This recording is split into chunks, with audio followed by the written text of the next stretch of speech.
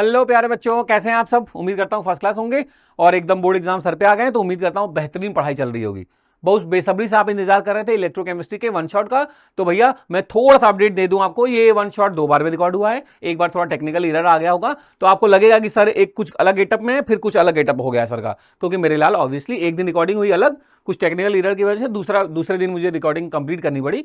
तो आपको ऐसा दिख सकता है, बट आपको मजा पढ़ने में बहुत सारा आने वाला है। तो कॉपी पेन उठा के बैठ जाइए, इलेक्ट्रोकेमिस्ट्री का सारा बवाल इस वन शॉट से आपका कंप्लीट हो जाएगा। तो चलो दोस्त शुरू करते हैं। तो बच्चा, चैप्टर का नाम इलेक्ट्रोकेमिस्ट्री। सबसे पहले बात करते हैं कि इलेक्ट्रोकेमिस्ट्री मतलब क्या, इंट्रोडक्शन के बारे में बात कर रहे हैं। देखो, अगर मैं बोलूं इलेक्ट्रोकेमिस्ट्री तो आपको क्या क्या वर्ड रिलेट हो पा रहा है। सर, इलेक्ट्रो से रिलेट कर पा रहे हैं इलेक्ट्रिकल एनर्जी, और केमिस्ट्री से रिलेट कर पा रहे हैं केमिकल एनर्जी। तो भैया जी, इस पूरे चैप्टर में हम बात करने वाले हैं उन डिवाइसेस के बारे में जिनमें इलेक्ट्रिकल एनर्जी कन्वर्ट होती है केमिकल एनर्जी में, केमिकल एनर्जी कन्वर्ट होती है इलेक्ट्रिकल एनर्जी में, और उस ब्रांच को जो फिजिकल केमिस्ट्री की ब्रांच है जिसमें ये सब नौटंकी, मतलब ये सब डिवाइसेस के बारे में पढ़ने जा रहे हैं, एनर्जी कन्वर्जन के बारे में, उसी का नाम है दोस्त इलेक्ट्रोकेमिस्ट्री, जो आपके चैप्टर का नाम है। तो सबसे पहले क्या कहता है कि भैया इलेक्ट्रोकेमिस्ट्री क्या है। तो कह रहा है इलेक्ट्रोकेमिस्ट्री क्या है, ब्रांच है फिजिकल केमिस्ट्री की, जिसमें हम किसके बारे में डील करने जा रहे हैं, केमिकल एनर्जी और इलेक्ट्रिकल एनर्जी के इंटर कन्वर्जन के बारे में। अब ये पूरा चैप्टर प्यारे बच्चों 3 हिस्से में आपको पढ़ना है एक्चुअली। अब अभी मैंने बोला ना, कुछ डिवाइसेज हैं जो केमिकल को इलेक्ट्रिकल में चेंज करेंगी, उनको अलग से पढ़ना है। जो इलेक्ट्रिकल को केमिकल में चेंज करेंगी उनको अलग से पढ़ना है ना। और तीसरा हिस्सा हमें पढ़ना है बैटरी के बारे में। बैटरी किसको बोलते हैं, वो भी एक हिस्सा है आपके सिलेबस का जो बड़ा इंपॉर्टेंट है, वहां से सवाल हर जगह पूछे गए हैं। तो मतलब इस पूरे चैप्टर को 3 कैटेगरी में करके डिवाइड करके पढ़ा जाएगा, है ना। पहले हम पढ़ेंगे उनके बारे में जो केमिकल एनर्जी को इलेक्ट्रिकल एनर्जी में चेंज करते हैं, है ना। उनको हम बोलते हैं गैल्वेनिक सेल या इलेक्ट्रोकेमिकल सेल्स, है ना, वोल्टाइक सेल, डैनियल सेल, बड़े नाम है उनके। फिर हम पढ़ेंगे जो इलेक्ट्रिकल एनर्जी को केमिकल में चेंज करता है, उसको बोलते हैं इलेक्ट्रोलिटिक सेल। वो जो घर वाली बैटरी है ना, वो बड़ी वाली बैटरी जो लाइट कटती तो आप यूज करते हो, वो वाली सेल है। फिर हम पढ़ेंगे बैटरीज के बारे में जो रिमोट में लगती है, मतलब उसमें सारी बैटरीज आएंगी, प्राइमरी सेकेंडरी सबके बारे में पढ़ेंगे। तो दोस्त चलो अपनी कहानी शुरू करते हैं। सबसे पहले हमने बोला कि सर ठीक है, इंट्रोडक्शन समझ में आ गया कि इलेक्ट्रोकेमिस्ट्री का मतलब वो फिजिकल ब्रांच, फिजिकल केमिस्ट्री की वो वाली ब्रांच जिसमें हम डिस्कस करने जा रहे हैं केमिकल एनर्जी और इलेक्ट्रिकल एनर्जी के इंटर कन्वर्जन के बारे में। तो कह रहा है कि सर हमने सुना है कि जो इलेक्ट्रोकेमिकल रिएक्शंस हैं दे आर रिडॉक्स रिएक्शन। तो हमने बोला एकदम सही सुना है दोस्त, क्योंकि जितनी भी इलेक्ट्रोकेमिकल प्रोसेस हैं उसमें इलेक्ट्रॉन का मूवमेंट होता है फ्रॉम द बिटवीन कैथोड और एनोड के बीच में इलेक्ट्रॉन टहलते रहते हैं। कैथोड पे रिडक्शन होता है, वो इलेक्ट्रॉन गेन करता है, एनोड पे ऑक्सीडेशन होता है, वो इलेक्ट्रॉन लूज करता है। तो जैसे ही मैंने ये लाइन बोली कि कैथोड है, एनोड है, रिडक्शन हो रहा है, ऑक्सीडेशन हो रहा है, तो दैट मीन्स बात तो सही है, क्योंकि इलेक्ट्रॉन का मूवमेंट होगा तो रिडक्शन और ऑक्सीडेशन दोनों होगा। इसीलिए हम मानते हैं कि electrochemical reaction is a kind of, चाहे वो इलेक्ट्रोलिटिक सेल में हो रहा हो, चाहे वो गैल्वेनिक सेल में हो रहा हो, या किसी बैटरी में हो रहा हो, जो रिएक्शन हो रही है प्यारे बच्चों किस काम को करने के लिए, चाहे इलेक्ट्रिकल को केमिकल में, चाहे केमिकल को इलेक्ट्रिकल में चेंज करने के लिए, वो एक तरीके के रिडॉक्स रिएक्शन का एग्जाम्पल है। ठीक, मैंने ये लाइन बोली, बहुत बेसिक सी लाइन है, आप भी अच्छे जानते हो कि सर आप सही बोल रहे हो, क्योंकि हमने पढ़ा है कि चाहे कोई भी सेल्स हो, रिडक्शन और ऑक्सीडेशन तो होंगे ना, कैथोड एनोड पे ये सब चलता रहता है। तो अगर रिडक्शन और ऑक्सीडेशन दोनों एक साथ हो रहा है दोस्त, तो सही बात है, रिडॉक्स रिएक्शन हुआ, और रिडॉक्स रिएक्शन दोनों में ही होगा, चाहे वो कोई सा भी सेल हो। तो सही है, ये लाइन एकदम बढ़िया है कि इलेक्ट्रोकेमिस्ट्री रिडॉक्स कॉन्सेप्ट पे ही काम करती है, एकदम सही है, इसमें कोई बट नहीं है। ठीक है, जैसे अभी आपने ये नोटिस पढ़ा भी है कि एक भाई साहब इलेक्ट्रॉन लूज कर रहे हैं, दूसरे भाई साहब गेन कर रहे हैं, तो एक साइमल्टेनियसली ऑक्सीडाइज हो रहे हैं, दूसरे वाले भैया साइमल्टेनियसली रिड्यूस हो रहे हैं। हो गया, जो इलेक्ट्रॉन लूज करता है उस पर पॉजिटिव चार्ज आता है, देखो ए प्लस में कन्वर्ट हो गया। जो इलेक्ट्रॉन गेन करता है उस पर नेगेटिव चार्ज आता है, देखो बी पहले जीरो था, जीरो चार्ज, बाद में बी माइनस में चेंज हो गया। तो ये सिंपल सा बेसिक सा लाइन है ना। इसमें अभी ऐसा कुछ नहीं आया कि आप 12th के सुपरस्टार बच्चों के लिए ये इंपॉर्टेंट कहानी है, तो बेसिक कहानी जहां से मैं अपनी चैप्टर की शुरुआत कर रहा हूं। आपने बोला ठीक है सर, सही बात है। फिर मैंने बोला कि जो इलेक्ट्रोकेमिकल सेल हमें पढ़ने हैं बच्चे डिवाइसेस, वो 2 तरीके के हैं, गैल्वेनिक या वोल्टाइक, और दूसरा है इलेक्ट्रोलिटिक सेल।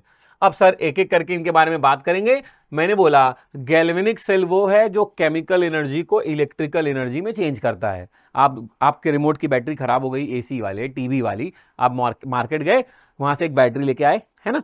अब उसमें क्या है, केमिकल एनर्जी स्टोर है, और वो ऑपरेट करती है इलेक्ट्रिकल डिवाइसेस को। तो क्या हो रहा है, केमिकल एनर्जी कन्वर्ट हो रहा है इनटू इलेक्ट्रिकल एनर्जी। तो कह रहा जो भी गैल्वेनिक या वोल्टाइक शेल होते हैं उसमें केमिकल एनर्जी कन्वर्ट होती है इलेक्ट्रिकल एनर्जी में, और वो प्रोसेस चलती रहती है ना, एक टाइम के बाद वो खत्म हो जाती है। तो वो कह रहा है, और ये किसका, उसमें कौन सी रिएक्शन हो रही है, स्पॉन्टेनियस रिडॉक्स रिएक्शन हो रहा है। क्या हो रहा है प्यारे बच्चे, स्पॉन्टेनियस रिडॉक्स रिएक्शन हो रहा है। मैं बार बार इस लाइन को तुमको बोलता हूं, याद रख लो। देखो कोई भी इलेक्ट्रोकेमिकल सेल हो उसमें कैथोड होगा और एनोड होगा, इसको कोई बदल नहीं सकता। कैथोड पे हमेशा होगा रिडक्शन, पत्थर की लकीर, मेकअप पॉइंट, और एनोड पे ऑलवेज टेक्स प्लेस ऑक्सीडेशन। तो ये तो नहीं बदलने वाला, ये तो होगा दोस्त, इसमें कोई बट नहीं है। अच्छा आपने बोला बढ़िया है सर, तो गैल्वेनिक सेल के बारे में क्या क्या बातें करनी है दोस्त, पूरा एक हिस्सा है गैल्वेनिक सेल, कैसे अरेंजमेंट होगा, कैसे सेल रिप्रेजेंटेशन होगा, कैसे हम स्टैंडर्ड इलेक्ट्रोड पोटेंशियल निकालेंगे, इलेक्ट्रोड पोटेंशियल होता क्या है, कैसे कोई सी दो मेटल इलेक्ट्रोड लेके हम बना सकते हैं, इसलिए सारी बातें करनी है। और एकदम निश्चिंत रहिए, जैसे जैसे आप पढ़ते जाएंगे आपके लिए हलवा होता जाएगा इलेक्ट्रोकेमिस्ट्री, एकदम परेशान मत हो। देखो ध्यान से, आपने ये समझ लिया कि हम सबसे पहले बात करने जा रहे हैं गैल्वेनिक या वोल्टेइक सेल के बारे में, है ना। तो एक बार छोटा सा अपडेट उसका भी ले लेते हैं। ये है देखो आपका गैल्वेनिक या वोल्टेइक सेल, एक बार मैं छोटा सा अपडेट करता हूं, इसके बारे में और भी हम आगे चल के बात करने वाले हैं। ठीक है, चलिए ध्यान से देखिए। कह रहा है भैया जी, जैसे नॉर्मली जब हम इलेक्ट्रोलिटिक सेल के बारे में बात करते हैं प्यारे बच्चों, तो आपको एक बेसिक आइडिया सबको है कि हाँ सर हमने पढ़ा तो है इलेक्ट्रोलिटिक सेल, उसमें एक ही सिंगल होता है इलेक्ट्रोलिटिक वेसल, उसी में सर होते हैं दो इलेक्ट्रोड, जो पॉजिटिव टर्मिनल से लगा होता है उसको बोलते हैं एनोड, जो नेगेटिव टर्मिनल से लगा होता है उसको बोलते हैं कैथोड। यहाँ पे भरा होता है इलेक्ट्रोलाइट, और जैसे हम स्विच ऑन करते हैं यही इलेक्ट्रोलाइट टूटता है सर प्लस माइनस में, है ना, और कैथोड और एनोड पे चेंजेस होना स्टार्ट हो जाता है। ठीक, याद आ गया होगा आपको कि हाँ सर बेसिक तो हमने अभी तक यही पढ़ी थी। तो मेरे लाल ये था इलेक्ट्रोलिटिक सेल, जहां पे इलेक्ट्रिकल एनर्जी केमिकल एनर्जी में चेंज होती है। लेकिन हम जो शुरुआत करने जा रहे हैं जिससे, सबसे पहले गैल्वेनिक या वोल्टेइक सेल के बारे में, उसमें क्या होता है बच्चा, उसमें केमिकल एनर्जी कन्वर्ट होती है इलेक्ट्रिकल एनर्जी में। देखो बेसिक डिफरेंस, क्यों मैंने डायग्राम बनाया आपके लिए, ये बताने के लिए कि इलेक्ट्रोलिटिक सेल में सिंगल वेसल है, इलेक्ट्रोलिटिक वेसल जहां पे दोनों इलेक्ट्रोड सेम सॉल्ट के सोल्यूशन में डिप्ड है, सेम इलेक्ट्रोलाइट में डिप्ड है। लेकिन जैसे ही मैं इलेक्ट्रोकेमिकल सेल गैल्वेनिक वोल्टेइक के बारे में बोलूं दोस्त, तो ध्यान से देखो, यहाँ पे दो हाफ सेल है, यहाँ पे पूरा एक ही में है, यहाँ पे दो हाफ में डिवाइड है, दो हाफ है। एक जगह कैथोड के बारे में बात हो रही है, एक जगह एनोड के बारे में बात हो रही है, जो दोनों सॉल्यूशन को कनेक्ट कर रहा है उसको बोल रहे हैं सॉल्ट ब्रिज, और ये जो वायर है वो दोनों इलेक्ट्रोड को आपस में कनेक्ट कर रहा है। बस ऐसे ही हम करके क्या कर सकते हैं, कोई भी गैल्वेनिक या वोल्टेइक सेल हम बना सकते हैं, प्रिपेयर कर सकते हैं। ठीक है, एक बेसिक आइडिया दिमाग में आया कि अच्छा क्या समझ में आ रहा है। एक तो डिफरेंसेस ऐसे समझ में आ गया कि केमिकल को इलेक्ट्रिकल में, ये भैया इलेक्ट्रिकल को केमिकल में, ये भैया केमिकल को इलेक्ट्रिकल में। यहाँ सिंगल इलेक्ट्रोलिटिक वेसल है, यहाँ दो इलेक्ट्रोलिटिक वेसल्स हैं, है ना। यहाँ पे दोनों इलेक्ट्रोड एक सिंगल इलेक्ट्रोलाइट में डिप्ड है, यहाँ दो अलग अलग इलेक्ट्रोलाइट में डिप्ड है। ठीक है, अब कितने मोलर का कॉन्सेंट्रेशन है ये सब बाद में बात करेंगे, एक बेसिक आइडिया आपको दे रहे हैं, है ना। तो भैया वो आपके इलेक्ट्रोलिटिक सेल और ये आपका गैल्वेनिक एंड वोल्टेइक सेल के बारे में बात हो रही थी। ठीक है सर, आपने अच्छा बताया। दूसरा इलेक्ट्रोलिटिक सेल मैंने आपको क्लियर ही कर दिया, ये देखिए उसका स्ट्रक्चर है, कैथोड एनोड इलेक्ट्रोलाइट, ये सब आप जान रहे हैं। उसका उल्टा ये इलेक्ट्रिकल को केमिकल में कर रहा है। वहां पे क्या था, स्पॉन्टेनियस रिडॉक्स रिएक्शन थी, यहां पे क्या है, नॉन स्पॉन्टेनियस रिडॉक्स रिएक्शन। ये लाइन मैंने क्यों बोला, क्योंकि जैसे स्विच बंद करोगे रिएक्शन रुक जाएगी, लेकिन वहां बैटरी केमिकल रिएक्शन स्टार्ट हो गई तो तब तक चलती रहेगी ना बैटरी। एक बार आपने ले आए मार्केट से नया, स्टार्ट कर दिया काम करना, अब क्या गेम है कि जब पूरा खत्म हो जाती है तो खत्म हो जाती है। यहाँ काम क्या है, नॉन स्पॉन्टेनियस रिडॉक्स रिएक्शन है। यहाँ डिपेंड ना, लाइट आती तो चार्ज होती है, लाइट चली गई तो नहीं चार्ज हो रही है, फिर उल्टा सेल रिएक्शन स्टार्ट हो जाता है, जिससे हम अपना घर में जो भी डिवाइसेस हैं वो ऑपरेट कर लेते हैं, है ना। समझ रहे मैं क्या बोलना चाह रहा हूं। अच्छा, अब इस कहानी को थोड़ा और आगे बढ़ाते हैं। आपने बोला बढ़िया सर, दोनों के बारे में आपने बेसिक आइडिया दे दिया, अब एक एक करके भाई साहब लोग इनकी बैंड बजाते हैं। सबसे पहले गैल्वेनिक सेल, ध्यान से समझिए, ये पूरा रिप्रेजेंटेशन दिमाग में अच्छे से एक इमेज बना लीजिए। वैसे तो डैनियल या वोल्टेइक नाम है साइंटिस्ट के, इन्होंने जो जिस सेल के बारे में बात किया था, जिसको हम डैनियल सेल या वोल्टेइक सेल बोल रहे हैं, यहां पे ये वाली रिएक्शन होती है, Zn प्लस CuSO4 बन जाता है दोस्त ZnSO4 प्लस Cu। अब एक बेसिक सा कॉन्सेप्ट आपको पता है, कि Zn यहाँ पे 0 ऑक्सीडेशन स्टेट है, ZnSO4 में Zn पे +2 ऑक्सीडेशन स्टेट है, मतलब जिंक का हो रहा है ऑक्सीडेशन। बहुत बढ़िया। और CuSO4 में Cu+2 है, और यहां से जब वो इधर की तरफ आया तब क्या हो गया 0, मतलब CuSO4 में मतलब कॉपर का क्या हो रहा है रिडक्शन। और एक बेसिक आइडिया सर ने अभी दिया था कि रिडक्शन हमेशा कैथोड पे होता है, और अभी आपने देखा किसका रिडक्शन हो रहा है, मतलब मुझे कॉपर का बनाना है कैथोड, और जिंक का हो रहा है ऑक्सीडेशन, मतलब मुझे जिंक का बनाना है एनोड। और जब भी हम सेल को रिप्रेजेंट करते हैं डायग्रामेटिकली तो पहले लिखते हैं एनोड हाफ सेल, है ना, फिर बीच में आता है सॉल्ट ब्रिज, फिर हम बनाते हैं कैथोड का हाफ सेल, फिर दोनों वायर से हम पूरे दोनों इलेक्ट्रोड को कनेक्ट कर देते हैं। ध्यान से देखिए, पूरी कहानी आपके दिमाग में एक इमेज बन जानी चाहिए। ये देखिए, पहले हमने लिखा एनोड के बारे में, ये कौन सा है एनोड। तो कैसे बनाया हमने, अब ध्यान से सीखिए। हमने जिंक का ही इलेक्ट्रोड उसी के 1 मोलर कॉन्सेंट्रेशन सॉल्यूशन में डिप कर दिया, 1 molar concentration of the salt solution में डिप कर दिया, मतलब जिंक को 1 मोलर ZnSO4 सॉल्यूशन में डिप कर दिया। वैसे ही कॉपर का इलेक्ट्रोड लिया, उसको 1 मोलर कॉपर सल्फेट सॉल्यूशन में डिप कर दिया। ध्यान से सुनना, दोनों इलेक्ट्रोड को आपस में कनेक्ट कर दिया थ्रू द वायर्स, दोनों इलेक्ट्रोलाइट को कनेक्ट कर दिया थ्रू द सॉल्ट ब्रिज। और जैसे ही आपने ऐसा काम किया, एक इलेक्ट्रोकेमिकल सेल बन गया जिसका नाम है डैनियल, वोल्टाइक, गैल्वेनिक, सारे नाम इसी के हैं। समझ में आ रहा है? मैं बार बार कहानी किससे लेके शुरू करूंगा, यही वाले से, Zn plus CuSO4 gives ZnSO4 plus Cu, यही है डैनियल सेल का एक्चुअली एग्जाम्पल। तो इसी पे बार बार हम बात करने वाले हैं। पक्का?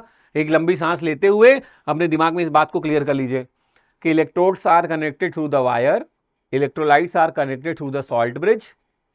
और जैसे ही सॉल्ट ब्रिज आया दोस्त, इसका फंक्शन आपके लिए इंपॉर्टेंट हो जाता है। बोर्ड एग्जाम में, डिफरेंट कॉम्पिटेटिव एग्जाम में, हर जगह ये क्वेश्चन पूछा गया है कि सॉल्ट ब्रिज भाई साहब काम क्या करता है। तो आपने अभी नोटिस किया, दोनों इलेक्ट्रोलाइट को कनेक्ट कर रहा है, सर्किट को कंप्लीट कर रहा है, इसके थ्रू एक्सेस ऑफ आयन इधर से उधर जा सकते हैं, न्यूट्रलाइज कर सकते हैं एक दूसरे को, है ना। तो ये सॉल्ट ब्रिज के फंक्शन आगे आने वाला है, डोंट वरी।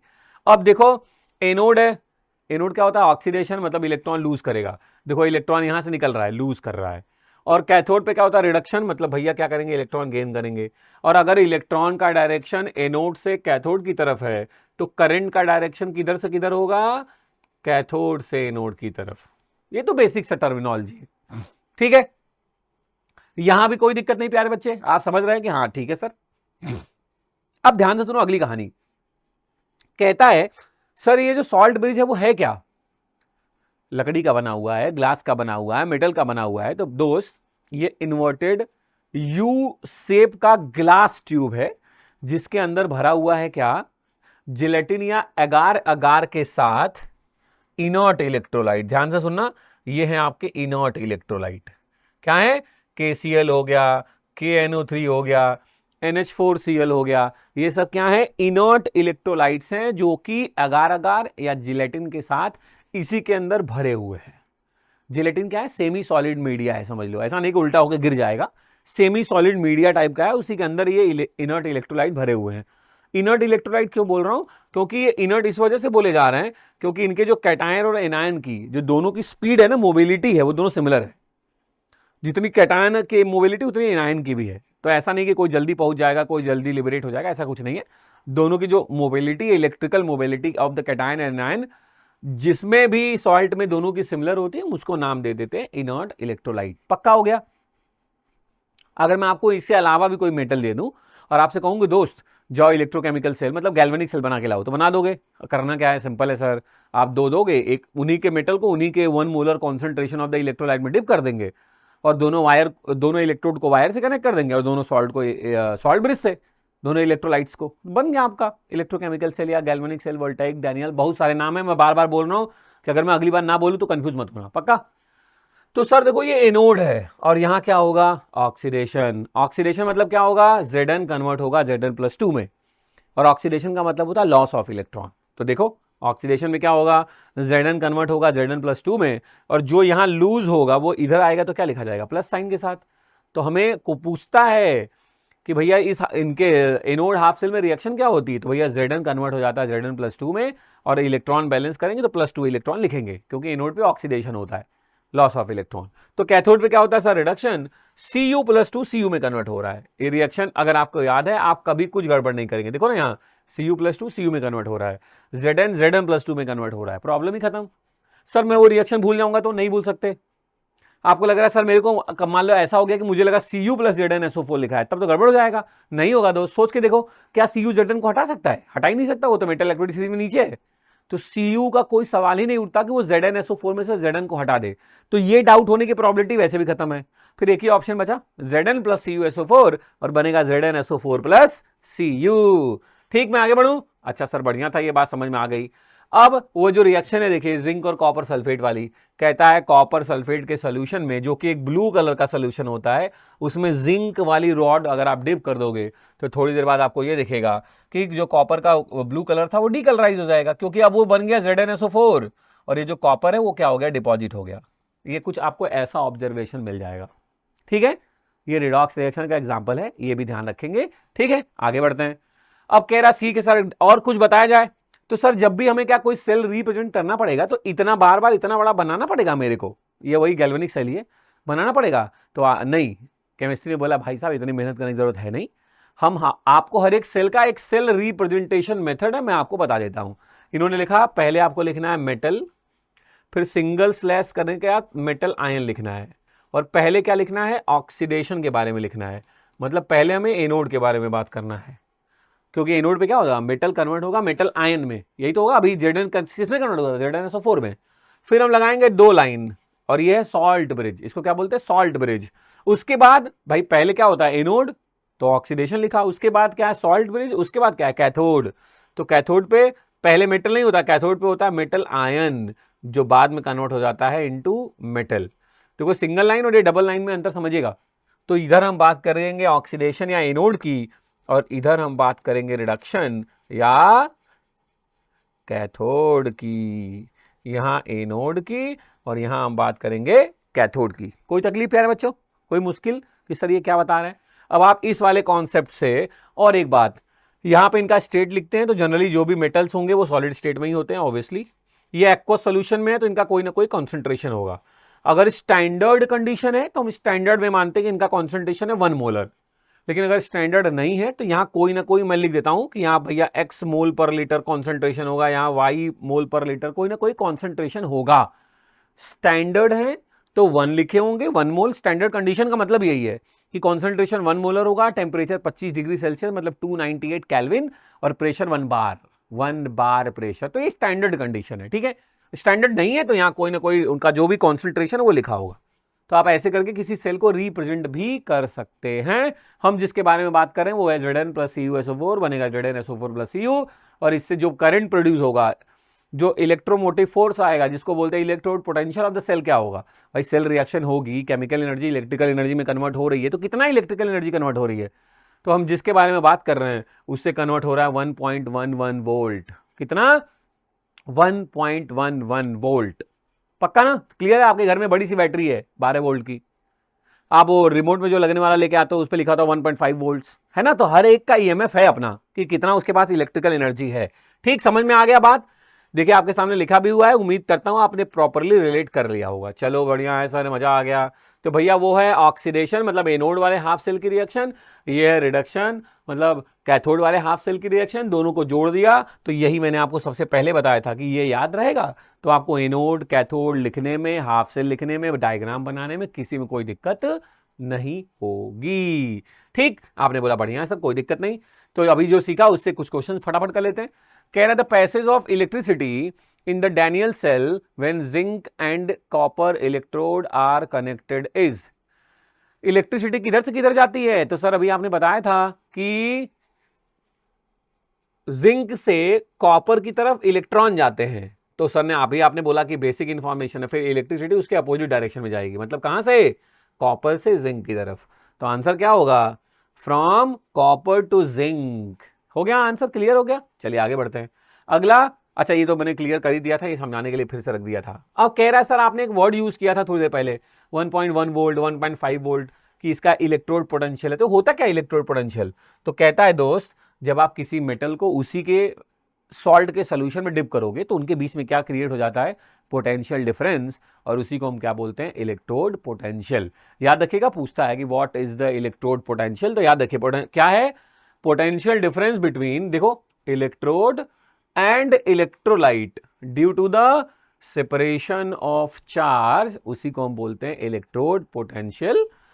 इसको हम रिप्रेजेंट करते हैं ई सेल से, या बच्चा इसी को हम बोलते हैं EMF। और अगर यही ई सेल हम कैलकुलेट करते हैं 1 बार प्रेशर, 298 केल्विन टेम्परेचर और इलेक्ट्रोलाइट का कॉन्सेंट्रेशन 1 मोलर रख के, तो उसी को बोलते हैं E0 सेल बोलना स्टार्ट कर देते हैं। ये क्या है? इसको बोलते हैं स्टैंडर्ड इलेक्ट्रोड पोटेंशियल। इसको क्या बोलते हैं? Standard electrode potential. तो दोनों में डिफरेंस समझिएगा, ये ई सेल है और ये E0 सेल है। ये स्टैंडर्ड कंडीशन में, ये किसी कंडीशन के बारे में रिलेट कर रहा है, कोई भी कंडीशन हो सकती है, ठीक है। ये स्टैंडर्ड डाटा है। तो क्लियर हुआ? पहले आपसे पूछेगा what is the electrode potential, आप बता दोगे? Potential difference arises between metal and metal ion, या आप कह सकते हैं when metal dipped in their own salt solution, तो पोटेंशियल डिफरेंस अराइजेस हो जाता है because of separation of the charge. उसी को हम क्या बोलते हैं? Electrode potential. या उसी को मैंने क्या बोला, उसी को एक लाइन से और बुलाते हैं EMF भी बुलाते हैं। तो याद रखिएगा। तो अब देखिए क्या हुआ, जिंक को डिप किया गया ZnSO4 में, ऑक्सीडेशन हुआ तो उसको नाम दे दिया कि ऑक्सीडेशन पोटेंशियल। यहाँ कैथोड पे रिडक्शन हुआ, कॉपर को कॉपर सल्फेट सोल्यूशन में डिप कर दिया, है ना। तो यहाँ चार्ज सेपरेशन की वजह से जो पोटेंशियल जनरेट हुआ उसको हमने क्या बोला? Reduction potential. और स्टैंडर्ड इलेक्ट्रोड पोटेंशियल, जिसको मैंने अभी बोला E0 से रिप्रेजेंट करते हैं। स्टैंडर्ड का मतलब ही था कि टेम्परेचर 298 केल्विन, प्रेशर 1 बार और कॉन्सेंट्रेशन 1 मोलर कॉन्सेंट्रेशन। तो कहता है कि निकलता कैसे है? तो किसी भी सेल का जो E0 ऑफ द सेल है प्यारे बच्चों, वो किससे कैलकुलेट करते हैं?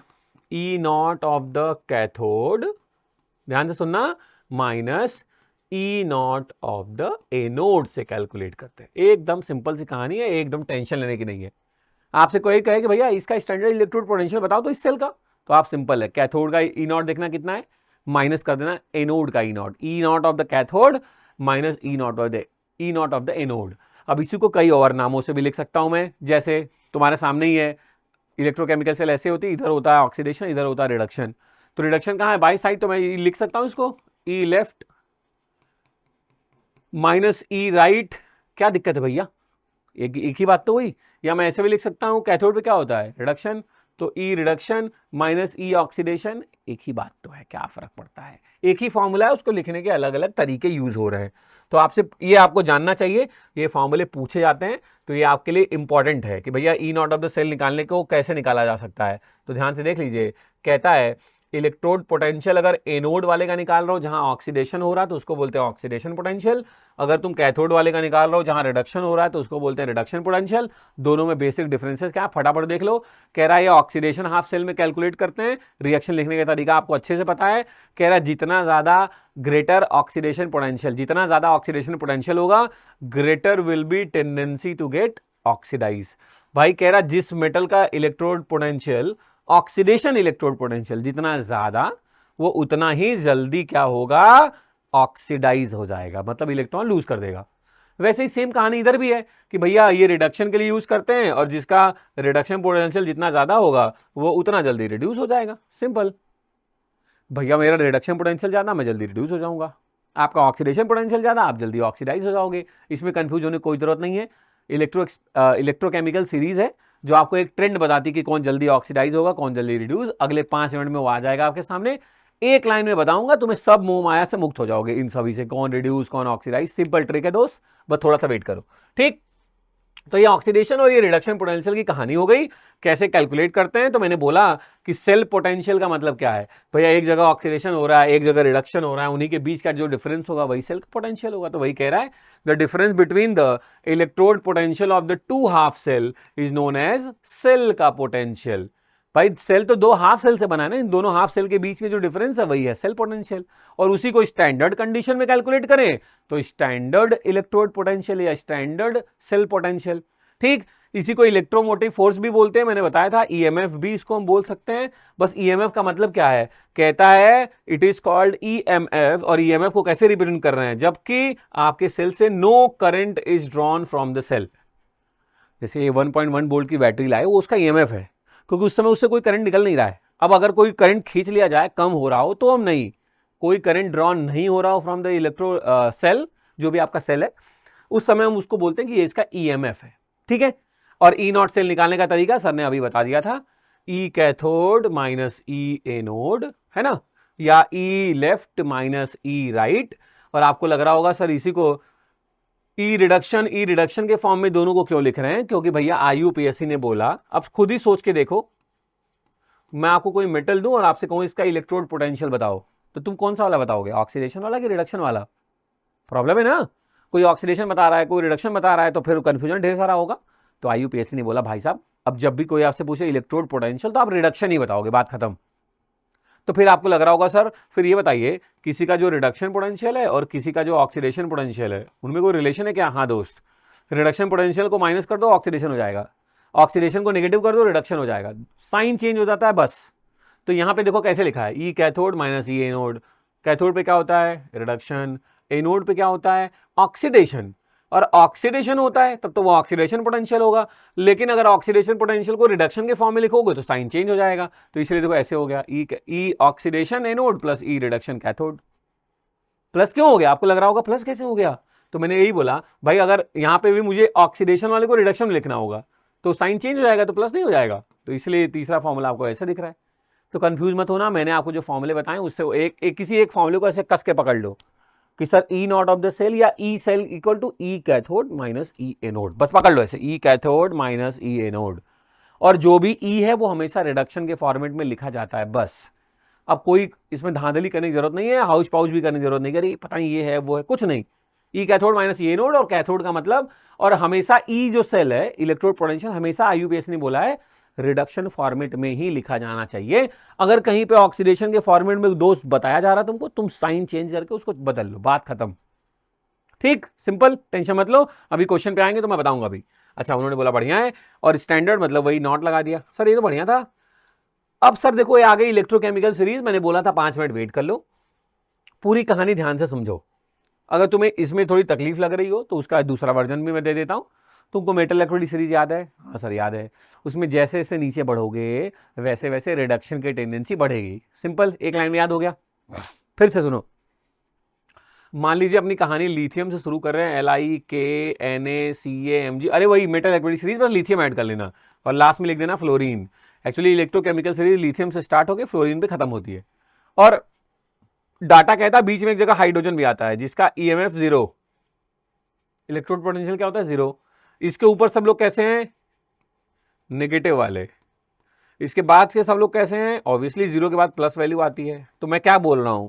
मैं कह रहा हूं जितना नीचे बढ़ते जाओगे उतना रिड्यूस होने की टेंडेंसी बढ़ेगी।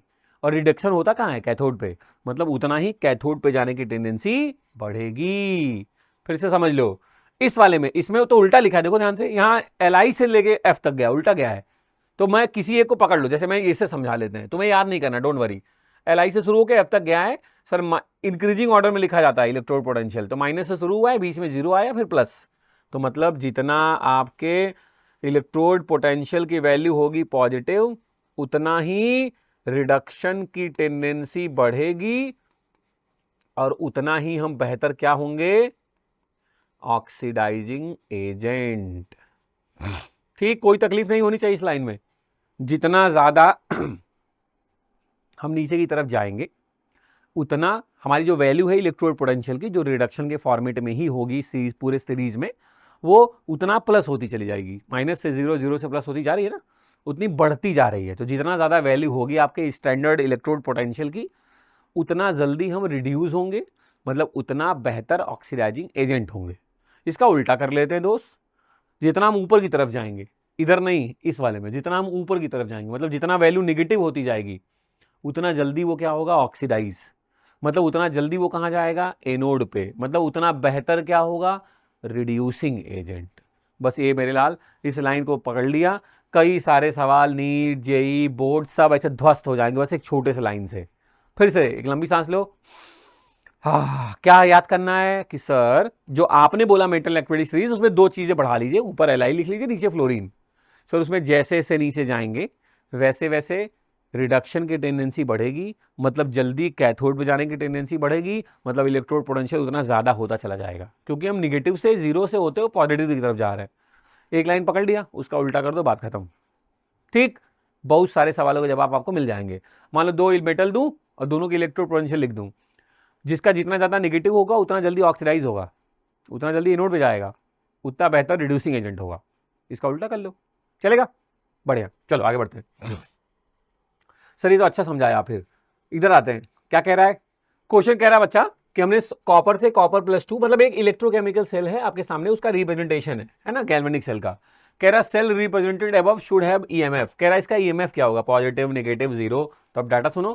कहता है जिसका भी ई सेल पॉजिटिव आएगा, मतलब वो बैटरी वर्थ है, बनाने लायक है, वो हमें कुछ एनर्जी दे सकती है। जिसका भी ई सेल नेगेटिव आएगा वो बैटरी कूड़ा है, हमारे किसी काम की नहीं है, वेस्ट है, टाइम वेस्ट। और जब ई सेल आने लगे जीरो, तो समझ लेना आपकी जो भी रिडॉक्स रिएक्शन है वो इक्विलिब्रियम में पहुंच गई है ना। अच्छा, अब डाटा क्या कहता है? ई सेल पॉजिटिव कब आएगा? ई सेल आपका पॉजिटिव कब आएगा? जब ई कैथोड माइनस ई एनोड की वैल्यू क्या होगी? प्लस में आएगी, तभी तो ई सेल पॉजिटिव आएगा। और ई कैथोड ज्यादा हो जाए मतलब रिडक्शन किसका होता है? जितना ज्यादा प्लस की वैल्यू होती है। तो इसका मतलब अगर यहां वाला मेटल आपकी सीरीज में जितना ज्यादा नीचे होगा उतना ज्यादा आपके लिए बेहतर हो सकता है। मतलब अब अपनी कहानी पे आते हैं। हम पहले क्या लिखते हैं अपनी सीरीज में? एनोड। एनोड मतलब ऑक्सीडेशन, ऑक्सीडेशन मतलब अपनी सीरीज में आना चाहिए ऊपर। अब मुझे बताओ कॉपर और जिंक में ऊपर कौन आता है? सर जिंक आता है। तो भैया यहां तो कॉपर का ऑक्सीडेशन हो रहा है और जिंक का रिडक्शन हो रहा है, ये तो उल्टा हो गया ना भाई। हम तो कोई ऐसी बैटरी बनाएंगे, ऐसी डैनियल सेल बनाएंगे जिसमें अपनी सीरीज में जो ऊपर वाला भाई आता हो, ऊपर भाई आता हो, वो पहले लिखा हो, क्योंकि एनोड है, ऑक्सीडेशन होना है। और जो सीरीज में नीचे आए उसको तो रिडक्शन की टेंडेंसी उसकी ज्यादा है, वो इस साइड लिखा होना चाहिए। लेकिन तुम्हारे में क्या हो गया है? उल्टा। उल्टा हो गया है दोस्त। तो ई सेल की वैल्यू क्या आएगी? नेगेटिव। तो इसमें क्लियर हो गया कि the cell represented above should have EMF, probably वो आना चाहिए नेगेटिव, क्योंकि उल्टा कनेक्शन हो गया। फिर से समझ लो, कोई इलेक्ट्रोकेमिकल सेल आपको दे दिया जा रहा, पूछा क्या बताइए फिजिबल है कि नहीं? फिजिबल मतलब ई सेल पॉजिटिव आएगा कि नहीं, तभी मतलब है फिजिबल। पॉजिटिव तभी आएगा जब आपने जो सीरीज याद की है मेटल इलेक्ट्रोलिटिक सीरीज में, लिथियम और फ्लोरीन ऐड करने के बाद उसमें जो पहले वाला एलिमेंट लिखा हो वो उस सीरीज में ऊपर हो, क्योंकि वो उसका पहले हम ऑक्सीडेशन लिखते हैं। और ऑक्सीडेशन अभी हमने याद किया, जितना ज्यादा वैल्यू नेगेटिव होगी उतना जल्दी ऑक्सीडाइज, और जितना ज्यादा वैल्यू पॉजिटिव होगी उतना जल्दी रिड्यूस। या जितना नीचे की तरफ आएंगे जल्दी रिड्यूस होंगे, जितना ऊपर की तरफ आएंगे जल्दी ऑक्सीडाइज। बस इतना लाइन याद रख लीजिए तो आप तुरंत समझ जाओगे। कोई भी लिखा हो सेल यहाँ पे और आपसे पूछा जाए इसका ईएमएफ प्लस आएगा कि माइनस, आप फटाक बता दोगे, है ना। देखा उसका चमत्कार, वही जो मैंने याद कराया वो ट्रिक था। अगला देखो क्या कह रहा है। कह रहा है नर्स्ट इक्वेशन के बारे में बात कर रहा है। सर नर्स्ट इक्वेशन क्या है भाई? तो अब मेरी बात ध्यान सुनो। अभी हमने क्या सीखा? आप किसी भी सेल का सेल पोटेंशियल निकाल सकते हैं ई कैथोड माइनस ई एनोड करके, लेकिन स्टैंडर्ड कंडीशन मतलब 25 degree Celsius, 298 kelvin, 1 molar concentration, तब ना। मान लो मैं कहूं कि कॉन्सेंट्रेशन 1 मोलर नहीं है, तब तो ये जो स्टैंडर्ड फॉर्मूला था वो काम नहीं करेगा, ई कैथोड माइनस ई एनोड वाला। तब तो प्रॉब्लम हो गई दोस्त। मान लो मैं कहूं टेम्परेचर 25 डिग्री सेल्सियस नहीं है, तब तो प्रॉब्लम है। तो कैसे सॉल्व किया जाए? तो लॉजिक कहता है, तब एक सज्जन आए नर्स्ट भैया, उन्होंने बोला कि अगर आपके सेल में जो कंडीशंस हैं वो स्टैंडर्ड नहीं है, तब कैसे निकाला जाएगा सेल पोटेंशियल?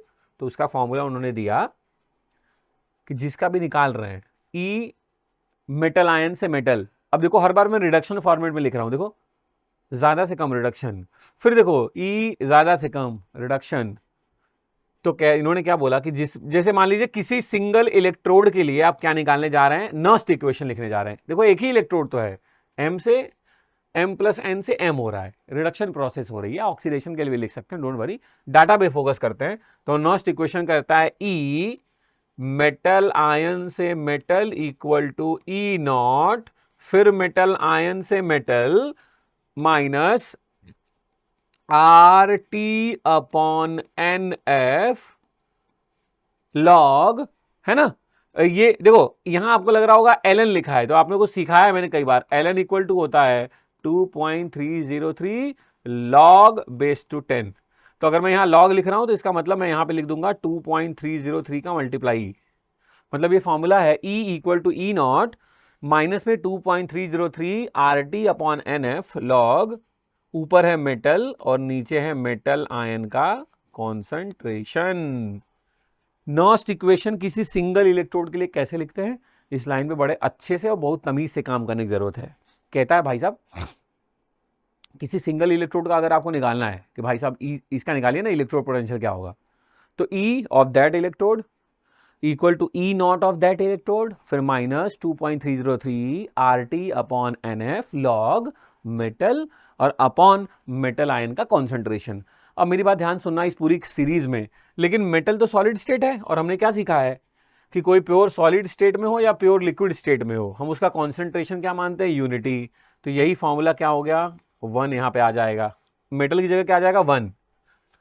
और डाटा कहता है कुछ चीजें तो फिक्स है ना सर, जैसे आपने बोला 2.303 ये तो फिक्स है, R 8.314 होता है ये भी फिक्स है। टेम्परेचर आप बोल रहे हो कि अगर मान लेते हैं 25 डिग्री सेल्सियस ही रखा गया है, कॉन्सेंट्रेशन चेंज कर रहे हैं लेकिन टेम्परेचर 25 है, मतलब 298 केल्विन ही रखा गया है, तो ये भी फिक्स हो गया। फेराडे की वैल्यू भी फिक्स है सर 96500 होती है। तो इस सब की जगह पे जब सॉल्व करोगे तो क्या आता है 0.0591। तो यही फॉर्मूला प्यारे बच्चे ऐसे भी आपको देखने को मिलता है कि भैया जी E equal to E naught minus 0.0591 upon N log 1 upon metal ion का कॉन्सेंट्रेशन। चलेगा। अब ये सोचो ना, बार बार न्यूमेरिकल में वही वैल्यू को सॉल्व करो तो टाइम वेस्ट है ना, तुम्हें पहले से क्लियर है 0.0591। लेकिन हाँ ये फॉर्मूला आपको अपने दिमाग में रखना पड़ता है। कभी कभी हमने देखा है क्वेश्चन में एमसीक्यूज में वो 0.0591 वाला फॉर्मूला ना देके ये वाला फॉर्मूला दे देते हैं, है ना, कि E equal to E naught, तो ये भी याद होना चाहिए आपको 2.303 R T upon N F log 1 upon metal ion का कॉन्सेंट्रेशन। अब मैं आपको किसी भी इलेक्ट्रोड के लिए बोलूं आप लिख दीजिएगा, क्या प्रॉब्लम है, तो आसान काम है। पक्का मैं इसको हटाऊं, समझा दिया मैंने, हटाऊं क्योंकि मुझे पता है अभी स्क्रॉल करूंगा नीचे एक लाइन लिख के आएगी, तो वो आपको नीचे वाली लाइन इसकी वजह से दिखेगी नहीं, या अगर आप ये लिख रहे होंगे नीचे वाली लाइन आएगी तो आप ये लिख पाएंगे नहीं। तो आप इसको पहले निपटा लीजिए फटाक से कि हाँ सर बात तो सही है, आपने किसी सिंगल इलेक्ट्रोड के लिए लिखना सिखाया, फिर बस इसी को 2 बार लिखेंगे तो एक सेल के लिए लिखना सीख जाएंगे भाई, एक बार ऑक्सीडेशन के लिए एक बार रिडक्शन के लिए, यही करने जा रहा हूं। आपने इसको देख लिया पक्का, मैं हटाऊं? तो जो भैया जी हमने ज्ञान दिया था उस ज्ञान का हुआ सफाया, क्योंकि अगली लाइन आ रही है कह रही इसी बात में आप m की जगह रख देंगे 1 और ln ही रह गया, मैंने ln को log 10 में से चेंज करना सिखा दिया, RT और f की वैल्यू रख दी और तब ये पूरा सॉल्व होकर फॉर्मूला क्या बन गया था, मैं एक बार फिर से बोल दे रहा हूं, E metal ion to metal equal to E naught metal ion to metal, क्योंकि रिडक्शन फॉर्मेट में लिखते हैं, मैंने नहीं IUPAC ने बोला है, N minus 0.0591 upon N fix नहीं है, अलग अलग हो सकता है, पता नहीं कितने इलेक्ट्रॉन को लूज कर रहा हो गेन कर रहा हो, बाकी वैल्यू तो फिक्स थी। फिर 0.0591 upon N log 1 upon metal ion concentration. चलेगा, ठीक है, बढ़िया सर। फिर तो कह रहा है कि अगर ये बात है तो चलिए पूरे इसके लिए देख लेते हैं, पूरे रिएक्शन के लिए। तो अब ध्यान से मेरी बात सुनेगा, उसी फॉर्मूला कहता है कि अभी आप सिंगल इलेक्ट्रोड के लिए लिख रहे थे, अब तो ये पूरा सेल है, सेल मतलब पानी पी लेता हूं बेटा 1 मिनट के लिए। सेल का मतलब क्या है कि सर कैथोड भी होगा, एनोड भी होगा, ऑक्सीडेशन भी हो रहा होगा, रिडक्शन भी हो रहा होगा। अब कैसे लिखें, तो वही फॉर्मूले में थोड़ा सा चेंज करते मेरे लाल। तो कहता है अब आप लिखेंगे E cell equal to E not of the cell minus 0.0591 upon N, ध्यान से सुनना एकदम शॉर्ट कर रहा हूं, लॉग ऊपर हम लिखेंगे जो ऑक्सीडेशन वाले हैं उनका कॉन्सेंट्रेशन। अब ये 1 होगा तो 1 का लिखना, 2 होगा तो दोनों लोग को मल्टीप्लाई करके लिखना, और नीचे रिडक्शन वाले का कॉन्सेंट्रेशन। ये है नर्स्ट इक्वेशन किसी इलेक्ट्रोकेमिकल मतलब गैल्वेनिक सेल के लिए, ये एकदम बेहतर तरीका। वो सिंगल इलेक्ट्रोड के लिए था और ये किसके लिए है, किसी पूरे के पूरे सेल के लिए, कि E cell equal to E not of the cell minus 0.0591 upon N log ऊपर ऑक्सीडेशन का कॉन्सेंट्रेशन और नीचे रिडक्शन। या इसी बात को मैं सा स्लैश मारता हूं, ऊपर जो प्रोडक्ट हैं उनके बारे में बात हो रही है और नीचे जो क्या बोलते हैं रिएक्टेंट हैं उनके बारे में बात हो रही है। प्लीज मेक श्योर ये रिएक्शन आपकी कॉपी में लिखा होना चाहिए, क्योंकि ये याद है तो फिर आप कोई भी क्वेश्चन लिखते समय ये बात ध्यान में रहेगी आपको कि ऊपर ऑक्सीडेशन नीचे रिडक्शन, या ऊपर हम लिखेंगे प्रोडक्ट नीचे क्या लिखेंगे रिएक्टेंट। प्लीज एक बार इसको क्रॉस चेक करिए, अपनी कॉपी में राइट डाउन करिए।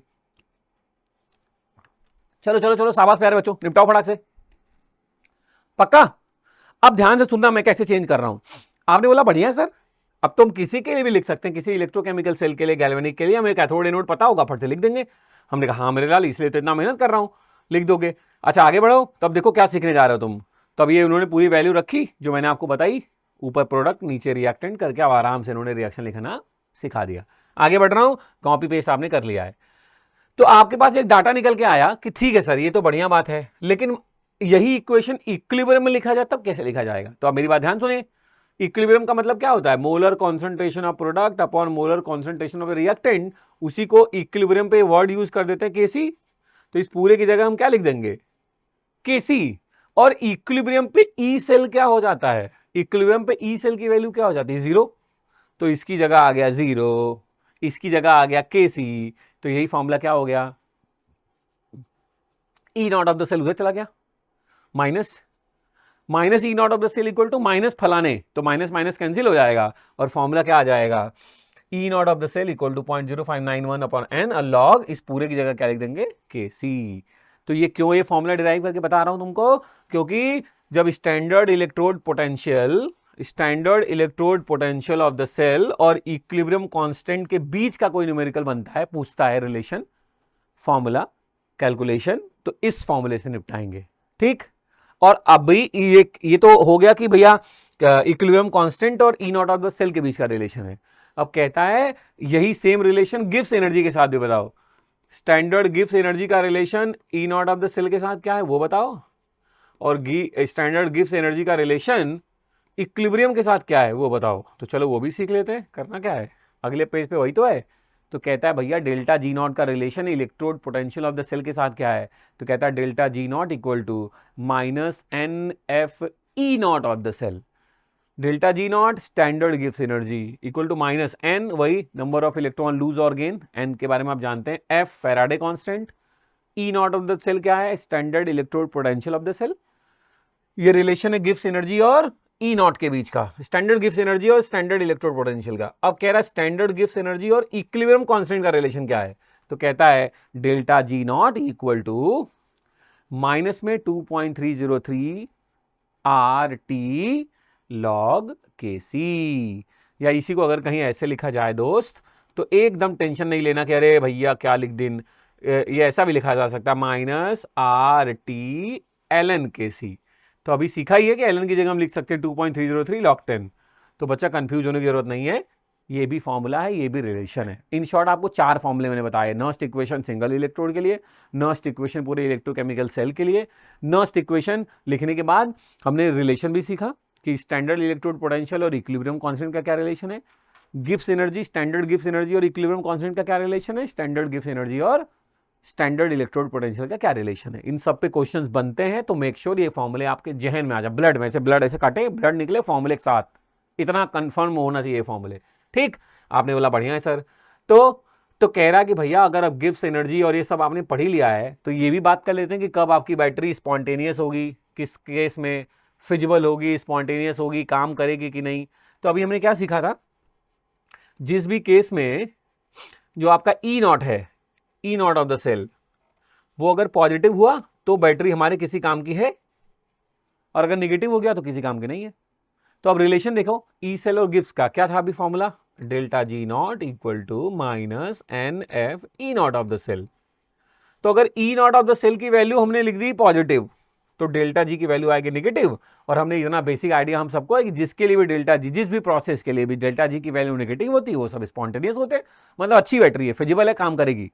लेकिन किसी केस में E not of the cell negative हो जाए तो ये नेगेटिव और ये नेगेटिव मिलकर क्या हो जाएंगे पॉजिटिव, और ये फिर बैटरी किस काम की है, कूड़ा, किसी काम की नहीं, हमारे किसी काम नहीं आने वाली। तो वही वो कह रहा है कि अगर E not of the cell positive है तब तो डेल्टा जी नेगेटिव आएगा और तुम सही रास्ते पे हो, स्पॉन्टेनियस कहानी है। लेकिन अगर E not of the cell negative हो गया तो ये अपने आप क्या आने लगेगा, पॉजिटिव। फॉर्मूले में रख के मैंने दिखाया।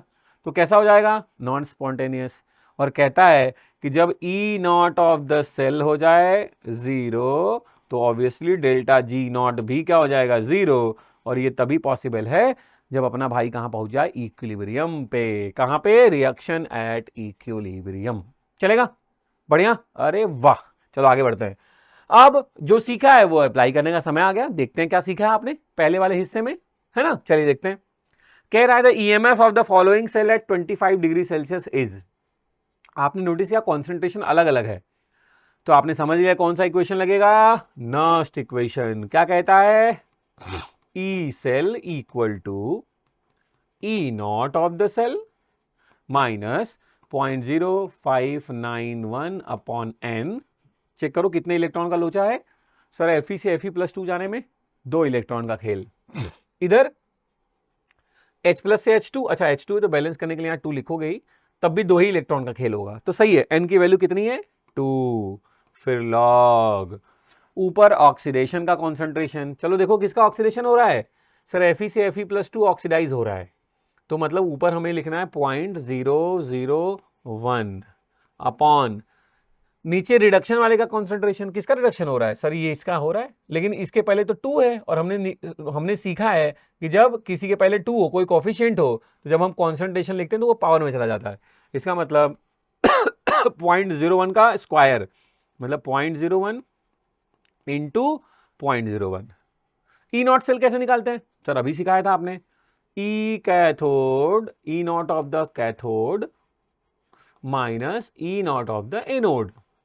कैथोड एनोड क्या है सर, कैथोड मतलब है हाइड्रोजन, एनोड मतलब है आयरन।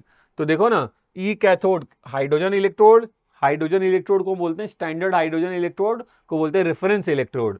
और इसका जो इलेक्ट्रोड पोटेंशियल होता है दोस्तों 0 होता है, चाहे वो रिडक्शन पोटेंशियल हो चाहे ऑक्सीडेशन। तो मतलब भाई अपना तो 0 है, तो 0 फिर माइनस, फिर दूसरे वाले भैया जो एनोड पे है उनका क्या है, माइनस में 0.44, तो माइनस और ब्रैकेट में माइनस में 0.44, तो अपने आप ये माइनस माइनस क्या हो गया प्लस, तो वैल्यू कितनी आ गई 0.44। तो बस दोस्त तुम्हें यही सॉल्व करना है, 0.44 माइनस 0.0591 अपॉन 2 लॉग, ऊपर है 0.001 और नीचे 2 बार है, तो मतलब 0.000, 2 और 2 4 बार हो गए ना डेसिमल, 1 2 3 ये 4 बार। बस यही तुम्हें सॉल्व करना है, तुम्हारा आंसर आ जाएगा। उम्मीद करता हूँ ये तो सॉल्व कर ही लोगे। मुझसे सॉल्व करवाओगे थोड़ा वीडियो बड़ा हो जाएगा, मर्जी तुम्हारी है। चलो अच्छा एक बार कर देता हूँ, बाकी वैल्यू पुट करना सिखा रहा हूँ, तुम बाद में खुद सॉल्व करोगे। तो ये 0.44 रहने देते हैं, फिर माइनस 0.0591 को मैं होल नंबर में लेता हूँ 0.06, और 0.06 अपॉन 2 करोगे तो क्या आएगा 0.03, फिर इंटू लॉग। अब देखो ध्यान से, ये 3 डेसिमल है और ये 4 है, मतलब अगर मैं यहाँ दोनों में 3 हटा दूं तो ऊपर वाला आ जाएगा 1 और नीचे वाला क्या आ जाएगा 0.1, मतलब इन शॉर्ट 10। भाई दोनों में 10 का मल्टीप्लाई करूं तो ये अपने आप हो जाएगा 1 और ये आ जाएगा 10, और लॉग 10 की वैल्यू क्या होती है 1, तो इन शॉर्ट ये आ गया 1। तो 0.44 में से 0.03 माइनस कर दोगे तो क्या आएगा 0.41 ही तो आएगा। तो मेरे हिसाब से 0.41 आना चाहिए दोस्त, तो एक ही ऑप्शन है, सी वाला ऑप्शन सही हो गया। भैया हाँ, सी वाला ऑप्शन क्या हो गया सही। तो मतलब आपको सिर्फ क्या करना है, ईमानदारी से कैलकुलेट करना है, दिमाग शांत रख के कैलकुलेट करना है, कैलकुलेशन पे ही काम करना। फिजिकल केमिस्ट्री का मतलब कैलकुलेशन। हर बार जब भी देखो मैं फिजिकल केमिस्ट्री के चैप्टर पे आता हूं, मैं बार बार कहता हूं पेन कॉपी लेके बैठिए, मैं डाटा रख रहा हूं, सॉल्व आप करिए। नहीं आएगा तो मैं हूं, लेकिन सॉल्व पहले बार आपको करनी पड़ेगी। एक बार गड़बड़ हो एक बार और रिपीट करिए, तब भी नहीं आए कमेंट बॉक्स खुला है, आप पूछिए, मैं 110% बताऊंगा, खुद सॉल्व करके बताऊंगा दोस्त, क्या बात कर रहे हो। तो देखो मैंने कर दिया, आंसर मैच कर गया। अब अगली बार से वैल्यू पुट करेंगे और सॉल्व आप करेंगे, प्रैक्टिस आप करेंगे, ठीक है। तो इसका आंसर तुमने सीख लिया, ठीक है भैया। ये सॉल्व करने का तरीका मैंने पहले भी बता दिया, एक बार आप यहां से भी क्रॉस चेक कर सकते हैं। तो चलिए फिर जो भी हमने सीखा है किसमें, इलेक्ट्रोकेमिकल सेल, गैल्वेनिक में, उन सब की प्रैक्टिस कर लेते हैं। ये पहला हिस्सा कंप्लीट हो जाएगा, इसके बाद फिर हम आएंगे इलेक्ट्रोलिटिक सेल में। चलिए आगे देखते हैं क्या क्या है। कह रहा है the difference between the electrode potential of 2 electrodes when no current is drawn, उसको हम क्या बोलते हैं, अभी सीखा था सर, उसको बोलते हैं EMF। जब करंट ड्रॉन नहीं करते उसको क्या बोलते हैं EMF। सर कह रहा है equilibrium constant for the given cell reaction is 10। कह रहा Kc की वैल्यू तो सर 10 है, कह रहा find E not of the cell, relation अभी पढ़ा था हमने, E not of the cell equal to क्या लिखा था, 0.0591 अपॉन एन लॉग के सी। तो भैया लॉग के सी की वैल्यू तो है 10 और लॉग 10 की वैल्यू होती है 1, है ना। और ई नॉट तुमसे पूछ रहा है, इसका मतलब ये 0.0591 अपॉन एन, एन इसको देख लो ध्यान से, तो तुम्हें दिख रहा है कि सर सारा खेल सिर्फ 2 इलेक्ट्रॉन का है, तो 0.0591 अपॉन एन मतलब ये हो गया 0.39। हाँ तो ठीक है, सी ऑप्शन है, सॉल्व कर लेंगे, तो बहुत सिंपल सी कैलकुलेशन है। करेक्ट ऑप्शन क्या है, सेकंड। अरे भैया सेकंड आ गया हो, अच्छा हाँ ठीक है, सही कह रहा है, ये 0.0591 है ना। मैं अगर होल नंबर में मानूं 0.06 लेके रख रहा था 2, तब आ रहा था लगभग 0.03, तो लगभग 0.029 मतलब 0.03 ही है ना। ये 39 चला गया मेरे लाल, लगभग फिर 4 के बराबर चला जा रहा है, 0.04 के अराउंड हो गया, ठीक है। कैलकुलेशन ध्यान रखिएगा, है ना। चलिए तो दूसरा वाला सही हो गया। अगले में जो मैंने बोला वही फॉर्मूला रखना है, फिर वैल्यू पुट करनी है। अगला कह रहा है for the reduction of silver ions with copper metal, कह रहा कॉपर भी है सिल्वर भी है, लेकिन कह रहा है कॉपर खुद होगा ऑक्सीडाइज और सिल्वर होगा क्या, रिड्यूस, ठीक है। कह रहे हैं for the reduction of silver ions with copper metal the standard cell potential was found to be इतना, ठीक है, सही भी है भाई, जो ऊपर है वो ऑक्सीडाइज हो रहा है, जो नीचे है वो रिड्यूस हो रहा है, तो जो ई नॉट ऑफ द सेल की वैल्यू है वो सही आई है, कितना आई है, प्लस में 0.46 वोल्ट, बढ़िया, एट 25 डिग्री सेल्सियस, ठीक है। द वैल्यू ऑफ स्टैंडर्ड गिव्स एनर्जी क्या होगी, delta G minus N F E not of the cell, अभी हमने फॉर्मूला पढ़ा था, चुपचाप वैल्यू पुट करिए, आपका आंसर आ जाएगा। इस बार अब आप सॉल्व करेंगे। डेल्टा जी नॉट पूछा है, एन की वैल्यू दिख रहा होगा साफ साफ, सिल्वर से कॉपर तो मतलब 2 इलेक्ट्रॉन का खेल है, एफ पता है 96500 होता है, ई नॉट ऑफ द सेल की वैल्यू क्वेश्चन में दी है, वैल्यू पुट करके आंसर निकाल दीजिए। आंसर क्या है, माइनस में 89 किलो जूल। कैसे सॉल्व हुआ अभी आपको दिखा भी दिया था, देखिए एन की वैल्यू दिस 96500, ये पहले क्वेश्चन में दिया था, सॉल्व करके आंसर निकाल दिए दोस्त, ध्यान रखिएगा, आसान था। अगला कह रहा है standard reduction electrode potential of 3 metal, देखो सीधे जो ट्रिक दिया था उसे लग जाएगा। ए की वैल्यू पॉजिटिव 0.5 है ना, बी की वैल्यू माइनस में 3.0 वोल्ट, सी की वैल्यू माइनस में 1.2 वोल्ट रिस्पेक्टिवली, ठीक है भैया, बहुत रिस्पेक्टिवली। कह रहा था reducing power of the these metal, reducing power मतलब रिडक्शन करने की पावर, रिडक्शन कौन करेगा, एलआईसी कौन करता है, एलआईसी एजेंट, रिडक्शन कौन करेगा, रिड्यूसिंग एजेंट। रिड्यूसिंग एजेंट किधर होते हैं, जिनका ऑक्सीडेशन होता है, ऑक्सीडेशन किसका होता है, जो ऊपर होते हैं, ऊपर कौन से होते हैं, वैल्यू नेगेटिव या पॉजिटिव, नेगेटिव, तो सर जीवन जितना ज़्यादा नेगेटिव वो उतना बेहतर रिड्यूसिंग पावर, सबसे ज़्यादा नेगेटिव कौन है, बी, तो सबसे बेहतर रिड्यूसिंग पावर इसी के पास होगी, तो वो वाला जिसमें बी सबसे ज़्यादा है वही करेक्ट आंसर होगा, और एक ही दिख रहा है हमको ए वाला, तो करेक्ट आंसर है दोस्त ए वाला। देखा उसका ट्रिक का फायदा, जम्म से आपने सारे काम कर लिए, ये होता है टैलेंट, ठीक है, ये होता है ट्रिक का कमाल। आगे बढ़ूँ, अब ये तो चलो समझा ही दिया था, एक बार आप पढ़ के देख लेना प्लीज। अब हम बात करेंगे प्यारे बच्चे इसके दूसरे हिस्से के बारे में। पहला हमने कंप्लीट कर लिया इलेक्ट्रोकेमिकल सेल, है ना, क्लियर हो गया, जहां पे केमिकल एनर्जी कन्वर्ट हो रही थी इलेक्ट्रिकल एनर्जी में। अभी हम बात करने जा रहे हैं दूसरे सेल के बारे में, दूसरे हिस्से के बारे में। दूसरा हिस्सा क्या है, इलेक्ट्रोलिटिक सेल। इसमें क्या होगा, इसमें सर इलेक्ट्रिकल एनर्जी कन्वर्ट होगी किसमें, केमिकल एनर्जी में। तो हम बात करेंगे इलेक्ट्रोलिसिस क्या है इस हिस्से में प्यारे बच्चे, कुछ एग्जांपल्स पढ़ेंगे इलेक्ट्रोलिसिस के, मतलब हम पढ़ेंगे क्वालिटेटिव एंड क्वांटिटेटिव एनालिसिस, कि जब मान लो आप इलेक्ट्रोलिसिस करोगे तो कैथोड पे कुछ लोग जाएंगे, कुछ लोग एनोड पे जाएंगे, तो कौन जाएगा, दैट इज क्वालिटेटिव एनालिसिस, और कितना जाएगा, कितने अमाउंट में जाएगा, दैट इज क्वांटिटेटिव एनालिसिस। तो वो हम पढ़ेंगे और कुछ क्वेश्चंस करेंगे। तो चलो शुरू करते हैं। सबसे पहले इलेक्ट्रोलिसिस, इलेक्ट्रो मतलब इलेक्ट्रिसिटी, लिसिस मतलब ब्रेकडाउन, इनिशियली हमने समझ लिया है। प्रोसेस क्या है, कह रहा the process of chemical decomposition of an electrolyte, क्या है, process of chemical decomposition of an electrolyte by the passage of electricity. Electrolyte था, हमने इलेक्ट्रिसिटी दिया, वो अपने आयंस में टूट गया, आयंस कैथोड एनोड में मूव करने लगे, फ्लो ऑफ इलेक्ट्रॉन स्टार्ट हो गया, करंट फ्लो करना स्टार्ट हो गया, यही है इलेक्ट्रोलिसिस। और इलेक्ट्रोलिसिस रिडॉक्स फिनोमेना है, पहले ही पॉइंट से बता रहा हूं कि इलेक्ट्रोलिसिस रिडॉक्स फिनोमेना है, इसमें आपको बट नहीं होना है, ठीक है। अच्छा सर कैसे बनता है, तो याद करिए इनिशियली मैंने बताया था इलेक्ट्रोकेमिकल सेल में 2 हाफ सेल का रिक्वायरमेंट था, 2 अलग अलग इलेक्ट्रोड्स को उन्हीं के सॉल्ट के सॉल्यूशन में डिप करके बनाया गया था सेटअप। यहां पे ऐसा कुछ नहीं है, यहां पे एक ही इलेक्ट्रोलिटिक सेल होती है प्यारे बच्चे, उसी में दोनों इलेक्ट्रोड को डिप कर दिया गया होता है ना, और इलेक्ट्रोड को कनेक्ट कर दिया गया होता है किससे, पावर सोर्स से, बैटरी से, पावर सर्किट से, जिससे भी, है ना। बाकी कहानी। अब अंतर समझिए, दोनों में एक बहुत बड़ा अंतर है। देखो, आपने कहा कि सर जब इलेक्ट्रोलाइट टूटता है तो कैटायन तो जाते हैं कैथोड पे। सर ये कोई वाला भी सेल हो यही होगा। एनायन कहां जाते हैं, एनोड पे। इसमें भी कोई इफ बट नहीं है। और कैटायन कैथोड पे जाता है तो प्रोसेस होती है प्यारे बच्चे रिडक्शन। एनायन एनोड पे जाता है तो प्रोसेस हो जाती है ऑक्सीडेशन। इधर ऑक्सीडेशन और इधर रिडक्शन।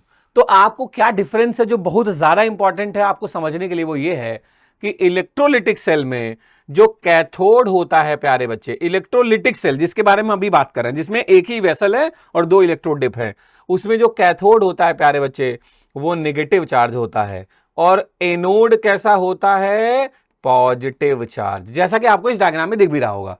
लेकिन अगर मैं यही बात करूं किसके बारे में, डैनियल या गैल्वेनिक, या जिसके बारे में मैं कब से कह रहा हूं इलेक्ट्रोकेमिकल भी नाम दे देते हैं उसको, वैसे तो कहा जाए तो ये दोनों ही इलेक्ट्रोकेमिकल सेल ही हैं, बट क्लियर कर देता हूं, इलेक्ट्रोकेमिकल सेल मतलब जिसमें दो हाफ सेल थे, याद रखिएगा, उसमें जो कैथोड होता है वो होता है पॉजिटिव चार्ज, और जो एनोड होता है वो होता है नेगेटिव चार्ज।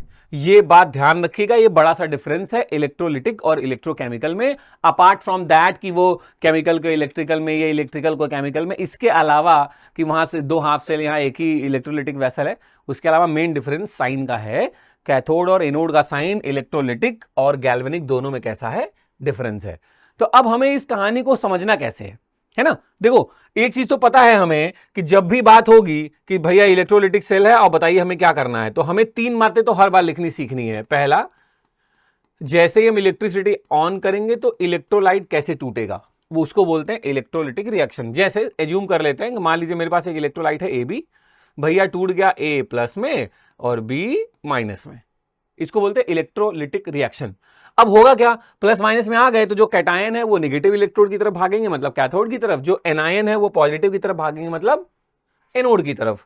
तो होगा क्या, दो बातें और हमें लिखने की प्रैक्टिस करनी है। एक सीखना है एट कैथोड, कैथोड पे क्या होगा, और तीसरा सीखना है एट एनोड, एनोड पे क्या होगा। तो कैथोड क्या है, नेगेटिव चार्ज इलेक्ट्रोड है। अच्छा, तो वहां कौन जाएगा, पॉजिटिव। पॉजिटिव कौन है, ए प्लस। सीखिए ध्यान से, बहुत इंपॉर्टेंट लाइन बता रहा हूं, तो याद रखिएगा ए प्लस डिपॉजिट होना स्टार्ट होगा कैथोड पे। और लॉजिक बड़ा क्लियर है कि जब हम सॉल्यूशन में होते हैं तो आयंस के फॉर्म में होते हैं, जैसे ही किसी इलेक्ट्रोड पे पहुंचते हैं हम हो जाते हैं न्यूट्रल।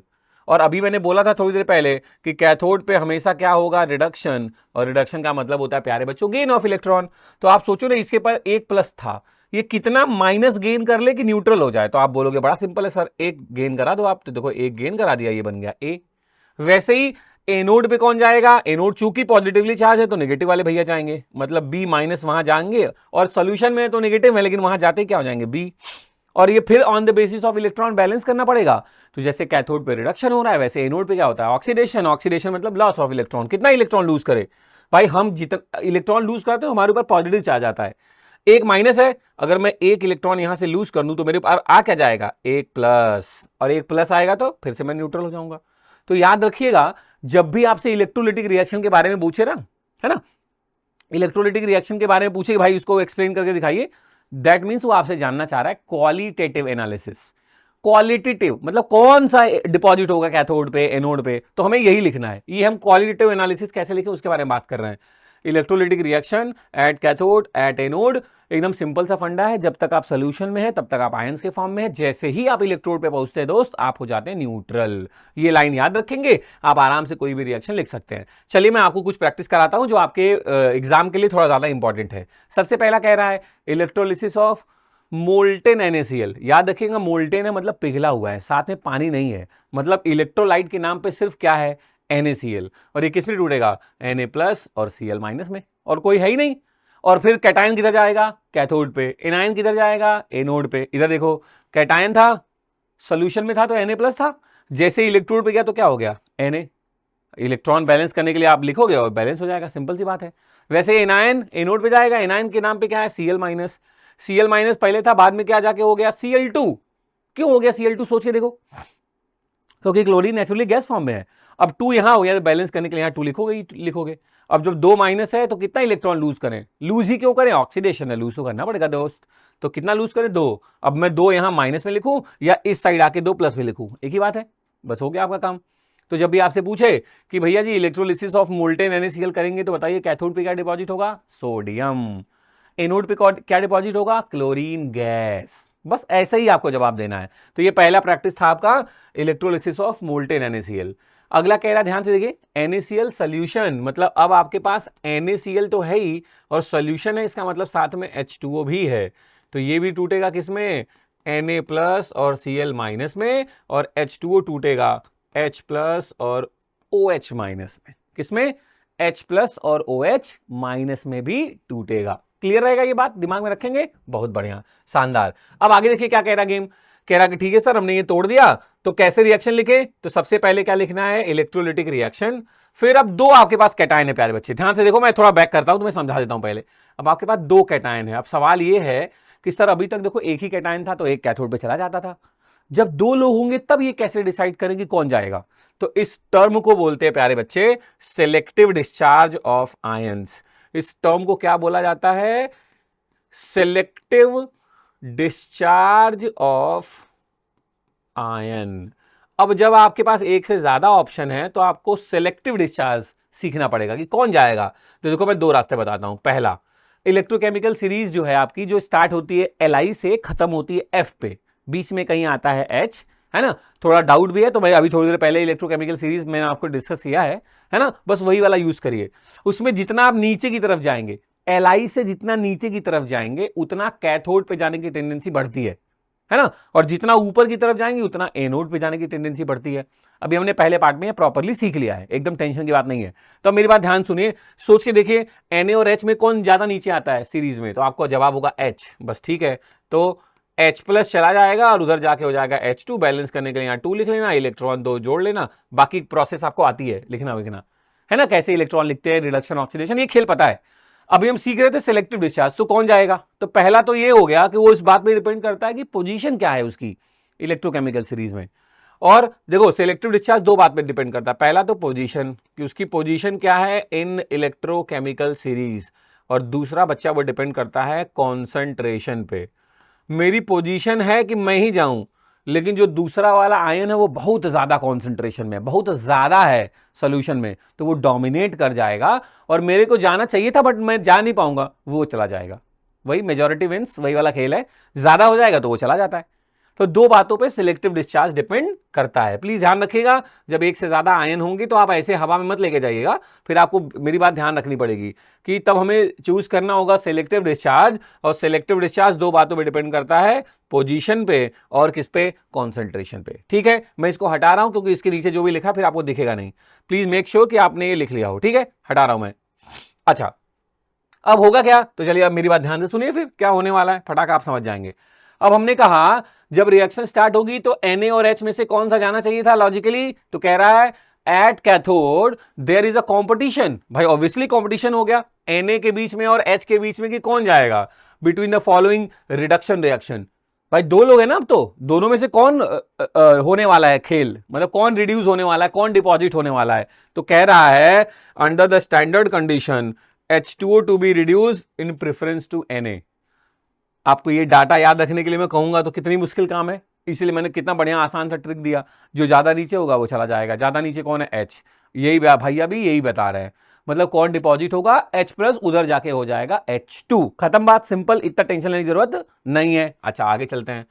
अब तो कह रहा है इलेक्ट्रोलिसिस ऑफ NaCl सोल्यूशन जब करेंगे तो भैया जी एनोड पे कौन, देखो कैथोड पे तो क्लियर हो गया H, एनोड पे कौन जाएगा, आपके पास 2 चीजें हैं, OH माइनस और Cl माइनस। कौन, OH माइनस और Cl माइनस। तो कह रहा है एनोड पे भी 2 पॉसिबल रिएक्शन है, और कह रहा है standard condition H2O is to be oxidise preference to Cl minus. अब आपको लगेगा सर कैटायन वाले में तो आपने ट्रिक बता दिया कि जो जितना ज्यादा नीचे होगा इलेक्ट्रोकेमिकल सीरीज में वही जाएगा, एनायन वाले में कोई सीरीज है क्या, हाँ मेरे लाल एनायन में भी सीरीज है।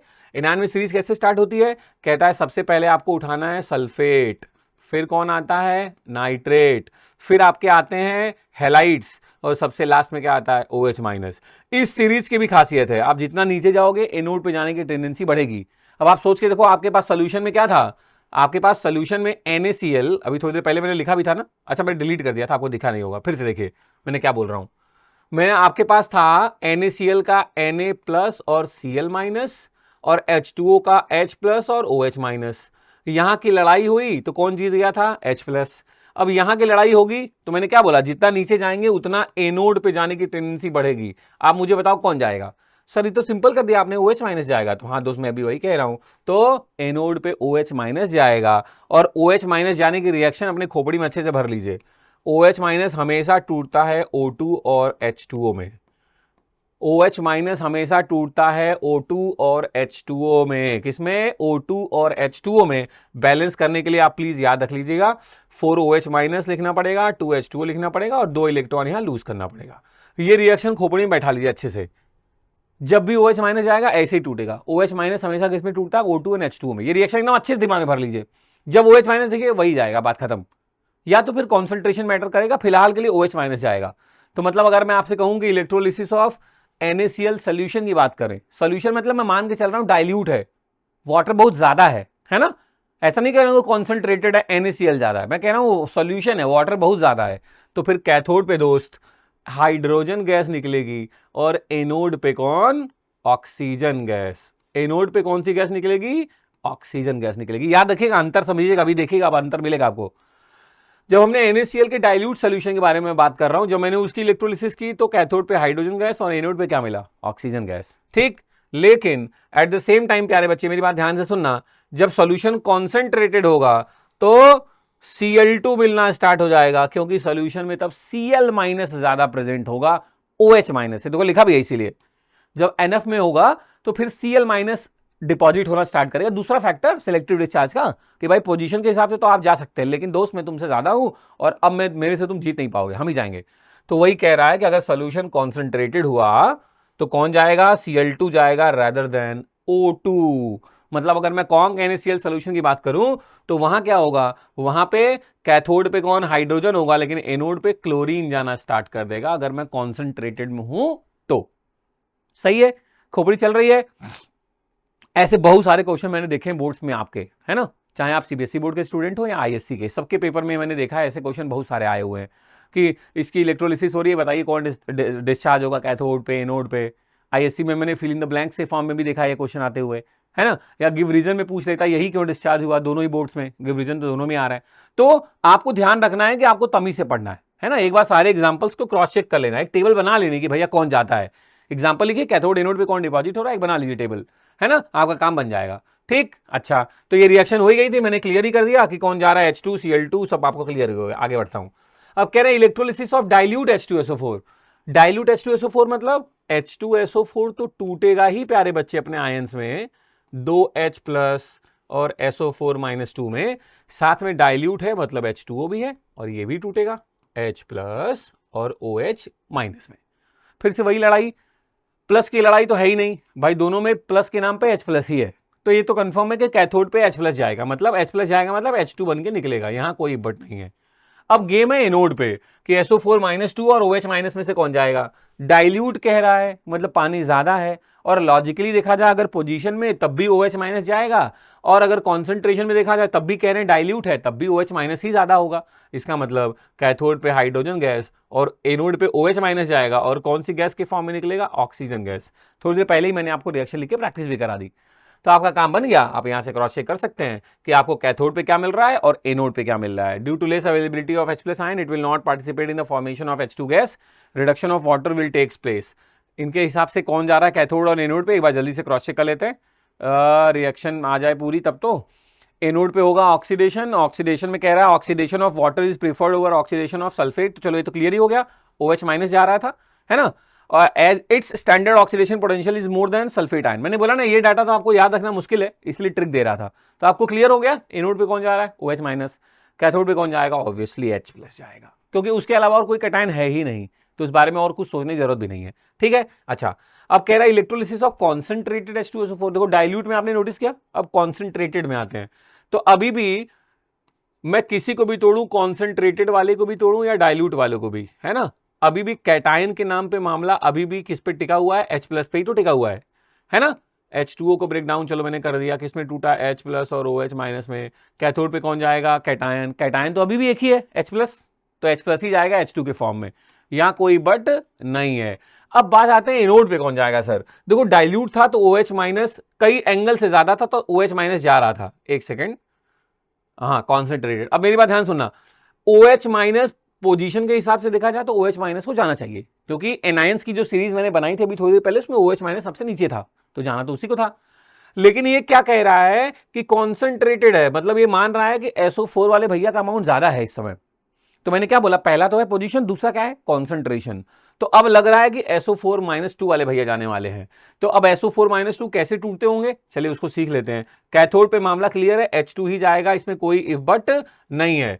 कैथोड पे H2 ही जाने वाला है, देखिए formation of H2 takes place, ये क्लियर है। बस एनोड की कहानी देख लेते हैं कौन जा रहा है। कह रहा है एनोड पे इस बार SO4- आयन जाएंगे, और जब SO4- आयन जाते हैं तो क्या बनता है, पर सल्फेट आयन। SO4- किसमें टूटता है, H2O8, बैलेंस कर लेना, ये तो छोटी बात है, H2O8 प्लस 2 इलेक्ट्रॉन बैलेंस करने के। अब यहां मैंने 2 लिख दिया तो ऑब्वियसली यहां 4 लिखना पड़ेगा तुम्हें, है ना। अब मेरी बात ध्यान समझ लीजिए, या देखिए कैसे मैंने क्लियर किया कि कौन जाएगा, OH- या SO4। तो अभी आपने बोला कि जब कॉन्सेंट्रेशन ज्यादा था तो SO4 चला गया, और SO4 जाएगा तो किसमें टूटता है, H2O8- में। मेक श्योर ये लाइन आपको एकदम बढ़िया से अच्छे से दिमाग में याद रहे, ठीक है, बढ़िया। हम क्या सीख रहे हैं, हम सीख रहे हैं क्वालिटेटिव एनालिसिस, क्वांटिटेटिव पे नहीं आए अभी, हम ये देख रहे हैं कौन जाएगा। फिर फराडे अंकल आएंगे, वो बताएंगे कि कितना जाने वाला है, अमाउंट कैसे निकालते हैं। तो चलिए जो सीखा फटाफट अप्लाई करते हैं। कह रहा जब हम इलेक्ट्रोलिसिस करेंगे डाइल्यूट H2SO4 का using platinum electrode, platinum electrode मतलब inert electrode, the product obtained at anode, anode पे क्या मिलेगा, डाइल्यूट H2SO4 है, मतलब OH- ज्यादा है, तो ऑब्वियसली कौन सी गैस मिलेगी, ऑक्सीजन गैस। करेक्ट आंसर है ऑक्सीजन गैस, अभी सीखा हमने, ठीक। अब हम बात करेंगे किस पे, क्वांटिटेटिव एस्पेक्ट्स पे। क्वालिटी पे बात हो गया, अब हम पढ़ेंगे क्वांटिटेटिव एस्पेक्ट्स पे। तो क्वांटिटेटिव एनालिसिस करने के लिए फैराडे भैया आए, उन्होंने अपना कुछ लॉ दिया, बस 2 लॉ हम सीख लेंगे, हमको अपने आप क्वेश्चन लगाना आ जाएगा। Faraday's laws of electrolysis theoretically भी इंपॉर्टेंट है और इस पे न्यूमेरिकल भी आते हैं बोर्ड एग्जाम्स में। तो चलिए मेरी बात सुनने स्टार्ट करिए। फेराडे लॉ पढ़ने से पहले, मैं बहुत सारा ज्ञान देने से पहले आपको छोटी सी बात बता देता हूं। देखिए होता क्या है, कैथोड और एनोड पे रिएक्शन लिखना हमें आ गया, तो जब भी हम रिएक्शन लिख रहे थे तो हमें ये भी लिख रहे थे कि कितने इलेक्ट्रॉन का लोचा हुआ, मतलब कितने इलेक्ट्रॉन लूज या गेन हुए। और केमिस्ट्री कहती है, फेराडे अंकल का मानना है कि हर 1 मोल इलेक्ट्रॉन का मतलब होता है 1 फेराडे, मतलब 96500 कूलम। हर 1 मोल इलेक्ट्रॉन का मतलब है 96500 कूलम। अब आप रिएक्शन देख लीजिए कितने इलेक्ट्रॉन का खेल हो रहा है, तो मतलब उतना कूलम इलेक्ट्रिसिटी लगेगी तब जाके वो 1 मोल डिपॉजिट होगा, वो मेटल या नॉन मेटल या जो भी आयंस आपका था। और कोई 1 मोल हो तो उसका मास कितना होता है, ये तो बहुत बेसिक सी बात है। कोई भी सब्सटेंस अगर 1 मोल है तो उसका मास होता है उसके मोलर मास के इक्वल। जैसे यहां लिखा है कि देखो ना, 1 मोल कॉपर डिपॉजिट होने में 2 इलेक्ट्रॉन लगा, इसका मतलब समझे आप, इसका मतलब ये है कि 2 × 96500 कूलम लगा तब जाके 1 मोल कॉपर डिपॉजिट हुआ। और कॉपर का मोलर मास होता है 63.5 ग्राम। मतलब हमको एक डाटा अपने आप मिल गया, ये क्वेश्चन में नहीं गिवन होगा, ये हम अपने आप लिख लेंगे कि 63.5 ग्राम डिपॉजिट होने के लिए हमें इतना कूलम चार्ज लगेगा, इतना कूलम इलेक्ट्रिसिटी लगेगी।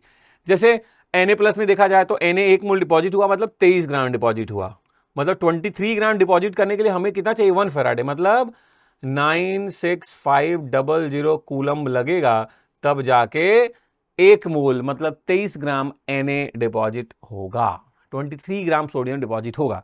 अब आपको लग रहा होगा ठीक है ये तो बढ़िया निकल गया सर, तो मत अगर आपको ये लिखना आ गया दोस्त तो आपको सवाल लगाना भी आ गया। क्यों, क्योंकि अब ये क्वेश्चन में खेल लेंगे, छोटा सा खेल। कैसे खेलेंगे, कहेंगे फिर बताओ 11 ग्राम डिपॉजिट करना हो तब कितना होगा। सिंपल यूनिटरी मेथड, यहाँ 11 लिखो, यहाँ एक्स मानो, क्रॉस मल्टीप्लाई कर दो। आपसे कहेंगे सर यहाँ मान लीजिए कुछ और नंबर लिख दिए कि मेरे पास लेकिन इलेक्ट्रिसिटी सिर्फ इतना है, तब बताइए ये कितना डिपॉजिट होगा। तो इलेक्ट्रिसिटी की जगह इलेक्ट्रिसिटी लिखो, यहाँ फिर से एक्स लिखो, क्रॉस मल्टीप्लाई करो, हो गया। ये तो बड़ा आसान काम है दोस्त। तो फेराडे के जो 2 लॉ हैं, फर्स्ट लॉ यही कहता है बच्चा कि हम जितना इलेक्ट्रिसिटी देंगे उतना ही amount of the substance deposit भी होगा टुवर्ड्स द इलेक्ट्रोड। अब मेटल है तो ऑब्वियसली कैथोड पे जाएगा, कोई नॉन मेटल है तो एनोड पे जाएगा, लेकिन उन्होंने कहा कि आप जितना अमाउंट में इलेक्ट्रिसिटी दोगे उतना ही सब्सटेंस आपका डिपॉजिट भी होगा। तो चलिए फटाफट आपको समझाना शुरू करते हैं, है ना। ये आपको मैं समझा चुका हूं, ये बात आप निश्चिंत रहिए, आपको पता है। अब मैं सीधे आ रहा हूं फैराडे के पहले लॉ पे। फैराडे अंकल क्या बोल रहे हैं, the amount of the substance, ध्यान से देखिएगा, स्टेटमेंट एज इट इज लिखना पड़ता है क्योंकि लॉज हैं, आप बदल नहीं सकते। हाँ, मैं समझाने के लिए आपको कुछ और बातें बता सकता हूं। कह रहा है the amount of the substance deposited towards the electrode is directly proportional to the charge passing through the electrolytes. कह रहे बबुआ जितना पावर दोगे, मतलब जितना आप एनर्जी दोगे उतना ही काम होगा, वही वाली समझ गए ना कि हाँ वही वाला है। कह रहा है जितना अमाउंट ऑफ सब्सटेंस डिपॉजिट हो रहा है इसका वो किसके डायरेक्टली प्रोपोर्शनल है, जितना आप अमाउंट में इलेक्ट्रिसिटी दे रहे हो। और उसी बात को इन्होंने ऐसे बोल दिया कि जो W है वो डायरेक्टली प्रोपोर्शनल है Q के। अरे amount of the substance deposit W और Q क्या है, जितनी इलेक्ट्रिसिटी आप दे रहे हो।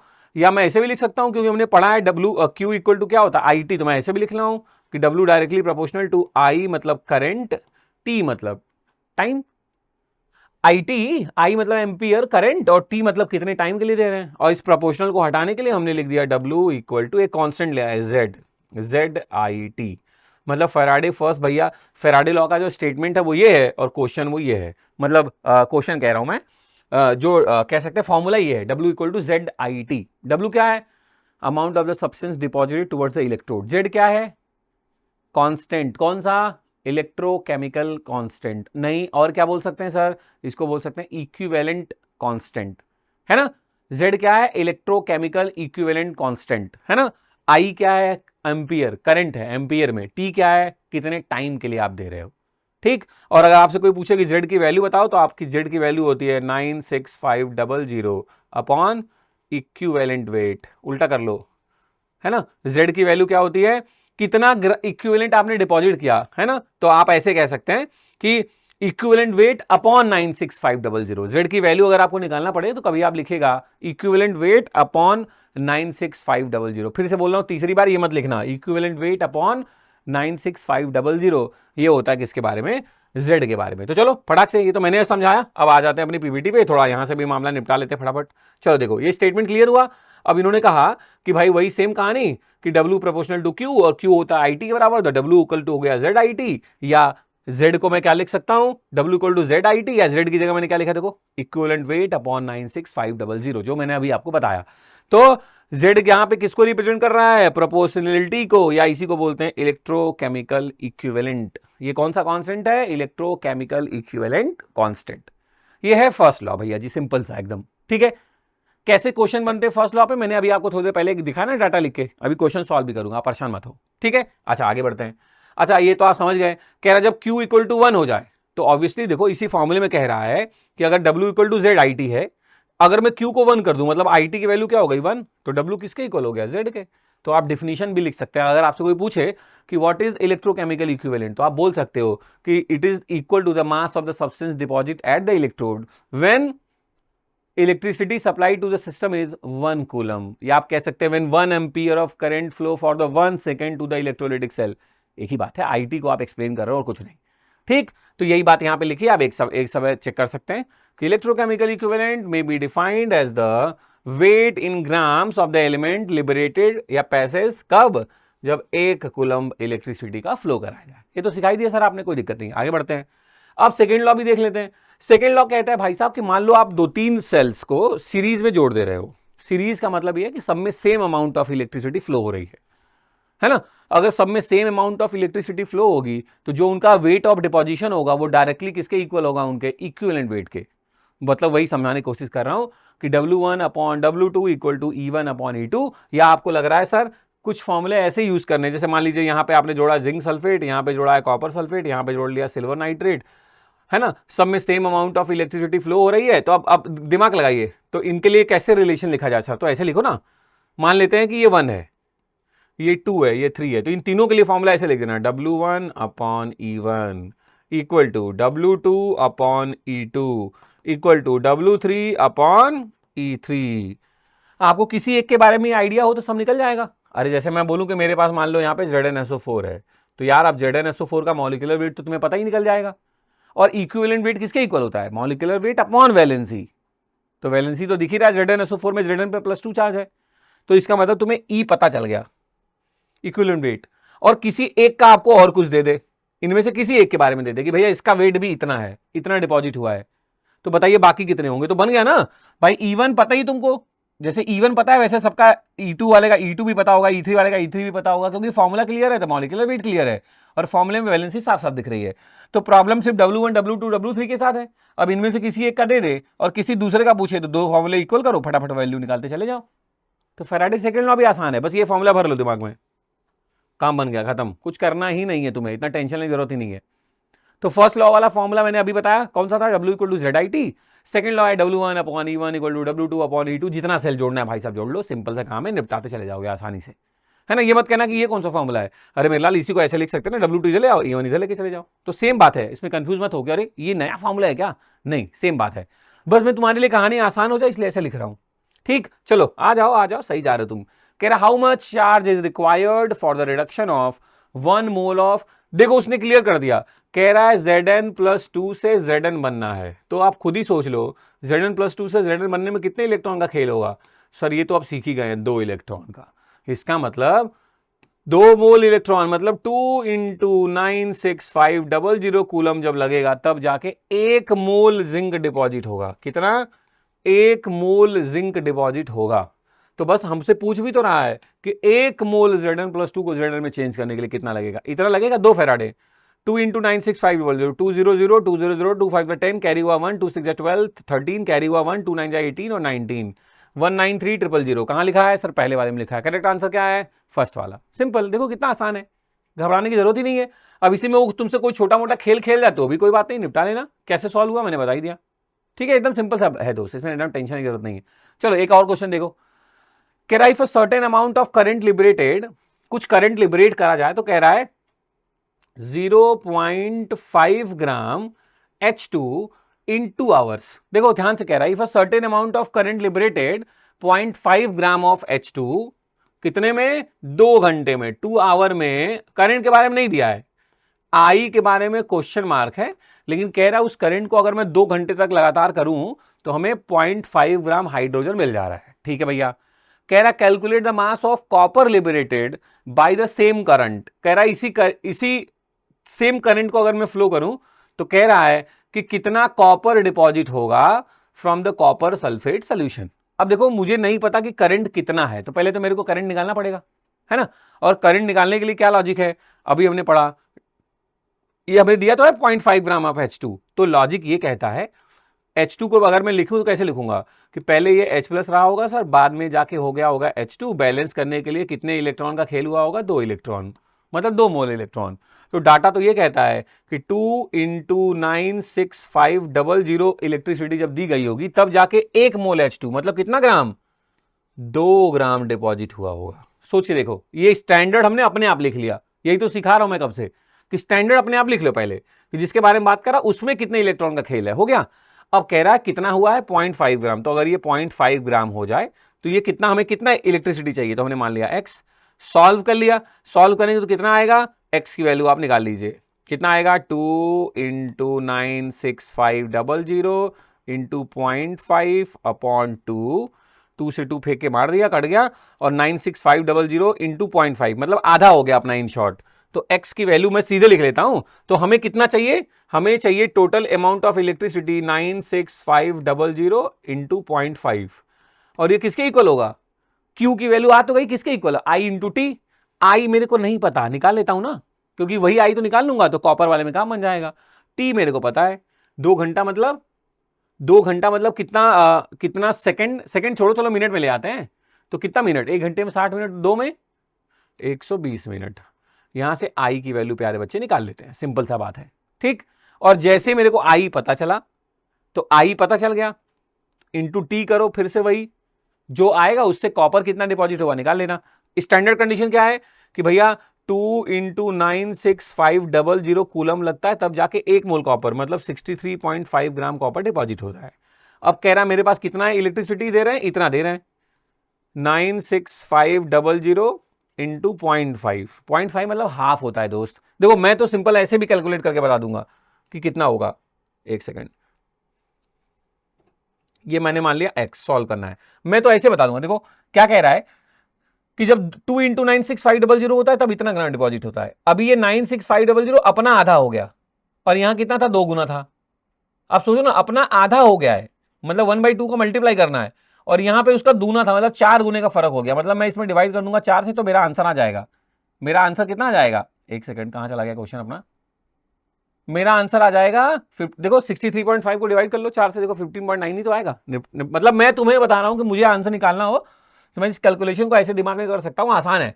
आप उठा के आराम से सॉल्व कर लो, एक्स की वैल्यू यहां से निकाल लो, कोई दिक्कत नहीं है। मैं निकाल दूं तुम्हारे लिए, रो मत। देखो एक्स की वैल्यू आई 96500 इंटू 0.5 इंटू 63.5 अपॉन 2 × 96500। देखो ये भाई साहब यहां से निकल लिए, सिंपल है ना। दो अगर 5 को मैं फेंक के मारूं कितनी बार में कट जाएगा, 4 बार में। 5 चौका 20, 2.0 मतलब ये 4 बार में कट गया। और 4 से मैं इसको डिवाइड कर दूंगा तो कितना आएगा, 4 × 1 = 4, 2 कैरी हुआ 23 हो गया, 4 × 5 = 20 और 3 बचा 35, 4 × 9 = 35, नो जो हाँ लगभग 9 के बराबर आ गया। तो आ तो क्या 15.9।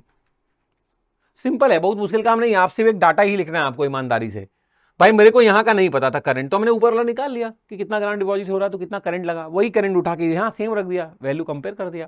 ठीक है, पक्का क्वेश्चन लग जाएंगे, डोंट वरी, एकदम परेशान होने की जरूरत नहीं है। अगर होगा जरूरत परेशान की सर नहीं लग पा रहा है प्लीज, तो वो ले आएंगे क्वेश्चन तुम्हारे लिए, कहीं परेशान हो, अब तो आई गए हो बुहाने पे असली लड़ाई के।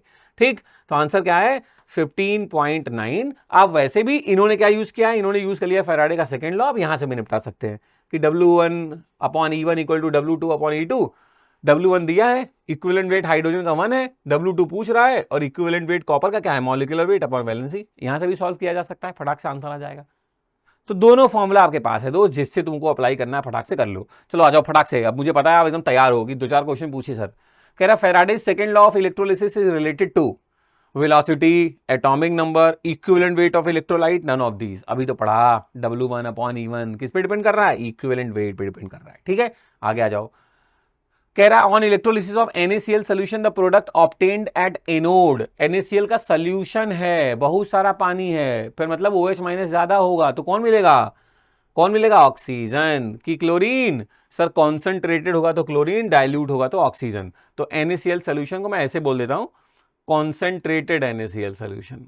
तो अब आपका आंसर क्या है, कौन मिलेगा, क्लोरीन गैस मिलेगी। ठीक है, आगे बढ़ते हैं।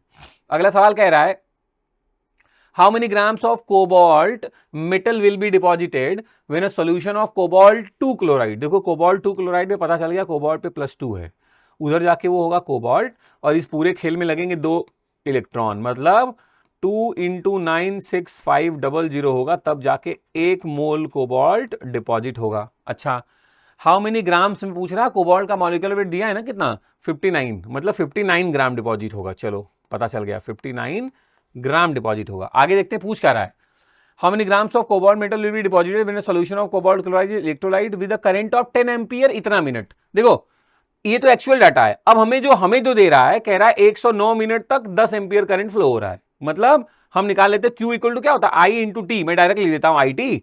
I क्या दिया है 10 एम्पियर, टाइम कितना दिया है 109 मिनट, तब ये कितना डिपॉजिट होगा, X। क्रॉस मल्टीप्लाई कर लो, X की वैल्यू आ गई भैया, क्रॉस मल्टीप्लाई करो। जब इतना कूलम लगता है तो 59 ग्राम डिपॉजिट होता है, तो जब इतना ही मेरे पास है तो कितना डिपॉजिट होगा। ये तो अंडरस्टूड है कि 59 से बहुत सारा कम होने वाला है। अब कितना कम होने वाला है इसको सॉल्व करके आप आंसर निकाल सकते हैं, सिंपल सी बात है। ठीक है, आगे बढ़ जाऊं, चलिए आंसर है सिर्फ 20 ग्राम ही डिपॉजिट होगा, क्योंकि ऑब्वियसली वैल्यू उससे कम हो गई थी। अगर आपको लग रहा है कि सर मिनट में है, सेकंड में चेंज कर लें, तो एकदम गुरु चेंज कर लो, तुम 60 का मल्टीप्लाई करके उसको सेकंड में भी चेंज कर लो। ठीक है, पक्का, आगे बढ़ रहा हूं। अब कह रहा है अगले सवाल पे वही जो मैंने आपको बोला वही यूज किया गया है, 60 का मल्टीप्लाई किया है क्योंकि सेकंड में ही आंसर निकालना था, स्टैंडर्ड था।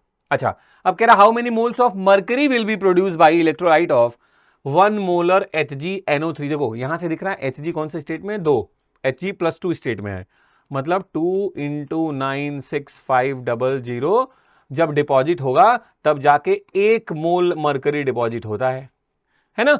अब लेकिन कह रहा है कि हमारे पास अभी करंट कितना है, 2 एम्पियर का करंट है और 3 घंटे के लिए, मतलब 3 और घंटा को मैं मिनट में चेंज करूं 60, 3600 कर देता हूं। 3600 सेकंड होते हैं ना, 3600 एक घंटे में सेकंड, तो ये सेकंड का डाटा हो गया। इधर मान लेते हैं x, क्रॉस मल्टीप्लाई कर दीजिए, आपका काम बन गया। मतलब 2 इंटू 3 इंटू, अरे सीधे डिवाइड ही तो करना है, 2 इंटू 3 इंटू 36 अपॉन 2 इंटू 96500, 0 0 उड़ा देते हैं, 2 से 2 उड़ा देते हैं दोस्त। अब क्या बचा, ऊपर बचा 3 इंटू 36 और नीचे बचा 965। तो इतना तो मुझे पता है कि वैल्यू डेसिमल से ही स्टार्ट होने वाली है, तो ये 1 मोल 2 मोल तो पहले से हटा दो, है ना। 3 6 18, कैरी हुआ 1, 3 6 9, 108 ऊपर है और 965 नीचे है। तो अगर मैं डेसिमल मारूंगा तो ये हो जाएगा, तो डेसिमल के बाद 1 मुझे चाहिए, डेसिमल के बाद 1, डेसिमल के बाद 1 यही है, तो मेरे को पता है। आप सॉल्व करके आंसर निकाल लीजिए, मैं क्लियर हो जा रहा हूं कि मुझे लग रहा है बी वाला ऑप्शन ही करेक्ट होगा, क्योंकि मैंने सिंपल कैलकुलेशन करके देख ली थी। 0.1 समथिंग आने वाला है, तो 0.1 एक ही ऑप्शन है। लेकिन अगर एग्जाम में आया ऑब्वियसली थ्योरेटिकल, तो आप पूरा सॉल्व कर लेना, सिंपल कैलकुलेशन है, बहुत मुश्किल कैलकुलेशन भी नहीं है। ठीक, चलो ध्यान सुनो। अब कह रहा है ये तो सॉल्व करना मैंने सिखाई दिया, आगे बढ़ते हैं। अब कह रहा है भाई साहब, पहला हिस्सा हमने डैनियल या गैल्वेनिक पढ़ा, दूसरा हिस्सा हमने पढ़ लिया इलेक्ट्रोलिटिक सेल के बारे में। अब तीसरा इंपॉर्टेंट हिस्सा हमें पढ़ना है इलेक्ट्रोलिटिक कंडक्टेंस। अभी हम बात करने जा रहे हैं किसके बारे में, इलेक्ट्रोलिटिक कंडक्टेंस के बारे में। इसमें बहुत सारी बातें आपको पता भी हैं, जैसे ध्यान से देखिए, कह रहा है रेजिस्टेंस के बारे में पूछ रहा है ना। कह रहा है आपके पास एक इलेक्ट्रोलिटिक सेल है, कैथोड एनोड लगे हैं, बढ़िया सब है, क्रॉस सेक्शन एरिया है, अमाउंट एरिया भी है, लेंथ ऑफ द इलेक्ट्रोड भी है, सब कुछ है, बढ़िया है। कह रहा है लेकिन रेजिस्टेंस क्या होता है, तो आपने बोला सर ये सब बहुत बेसिक से डिफिनीशन हमें पता है। रेजिस्टेंस इक्वल टू होता है रो एल अपॉन ए। रेजिस्टेंस का मतलब होता है अपोज करना, फ्लो ऑफ इलेक्ट्रिसिटी को रेजिस्ट करना, अपोज करना सर, यही होता है रेजिस्टेंस। रिप्रेजेंट करते हैं आर से, और आर किसके इक्वल होता है, R equal to rho L upon A.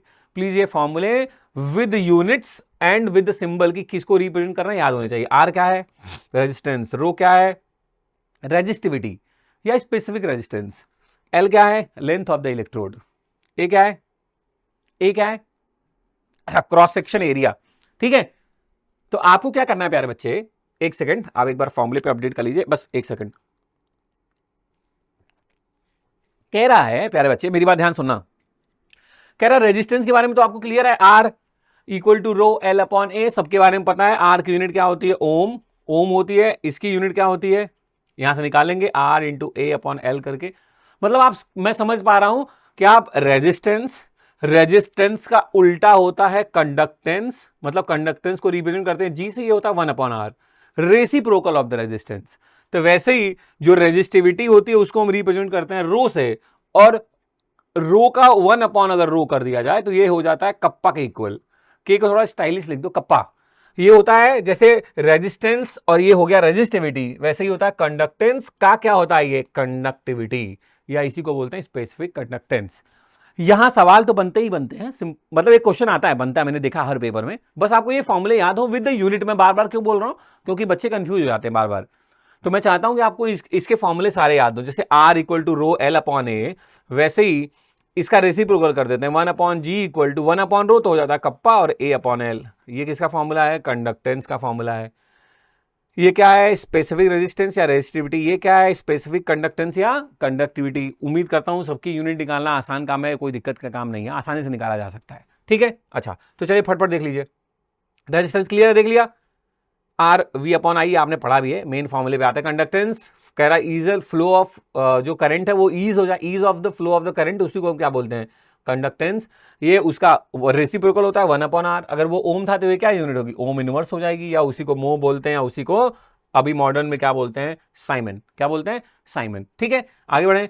Specific resistance या रेजिस्टिविटी क्या है, तो मैंने बोला था आर रो एल अपॉन ए, या वहीं से रो अगर मैं लिखने पे आऊं तो क्या लिखूंगा, आर ए अपॉन एल। अगर मैं cross section area 1 centimetre square कर दूं, लेंथ 1 सेंटीमीटर कर दूं, तो रेजिस्टेंस और स्पेसिफिक रेजिस्टेंस ये आपस में क्या हो जाएंगे, इक्वल। बस यही डिफरेंस लिखने का तरीका होता है, यही डिफिनीशन लिखने के तरीके होते हैं जो मैं आपको बार बार सिखाता हूं। कि अगर आपसे कोई पूछे व्हाट इज स्पेसिफिक रेजिस्टेंस या रेजिस्टिविटी, तो आप बोलेंगे it is equal to the resistance when the cross section area of the electrolyte is 1 centimetre square and the length of the electrode is distance between length of the electrode is 1 centimetre.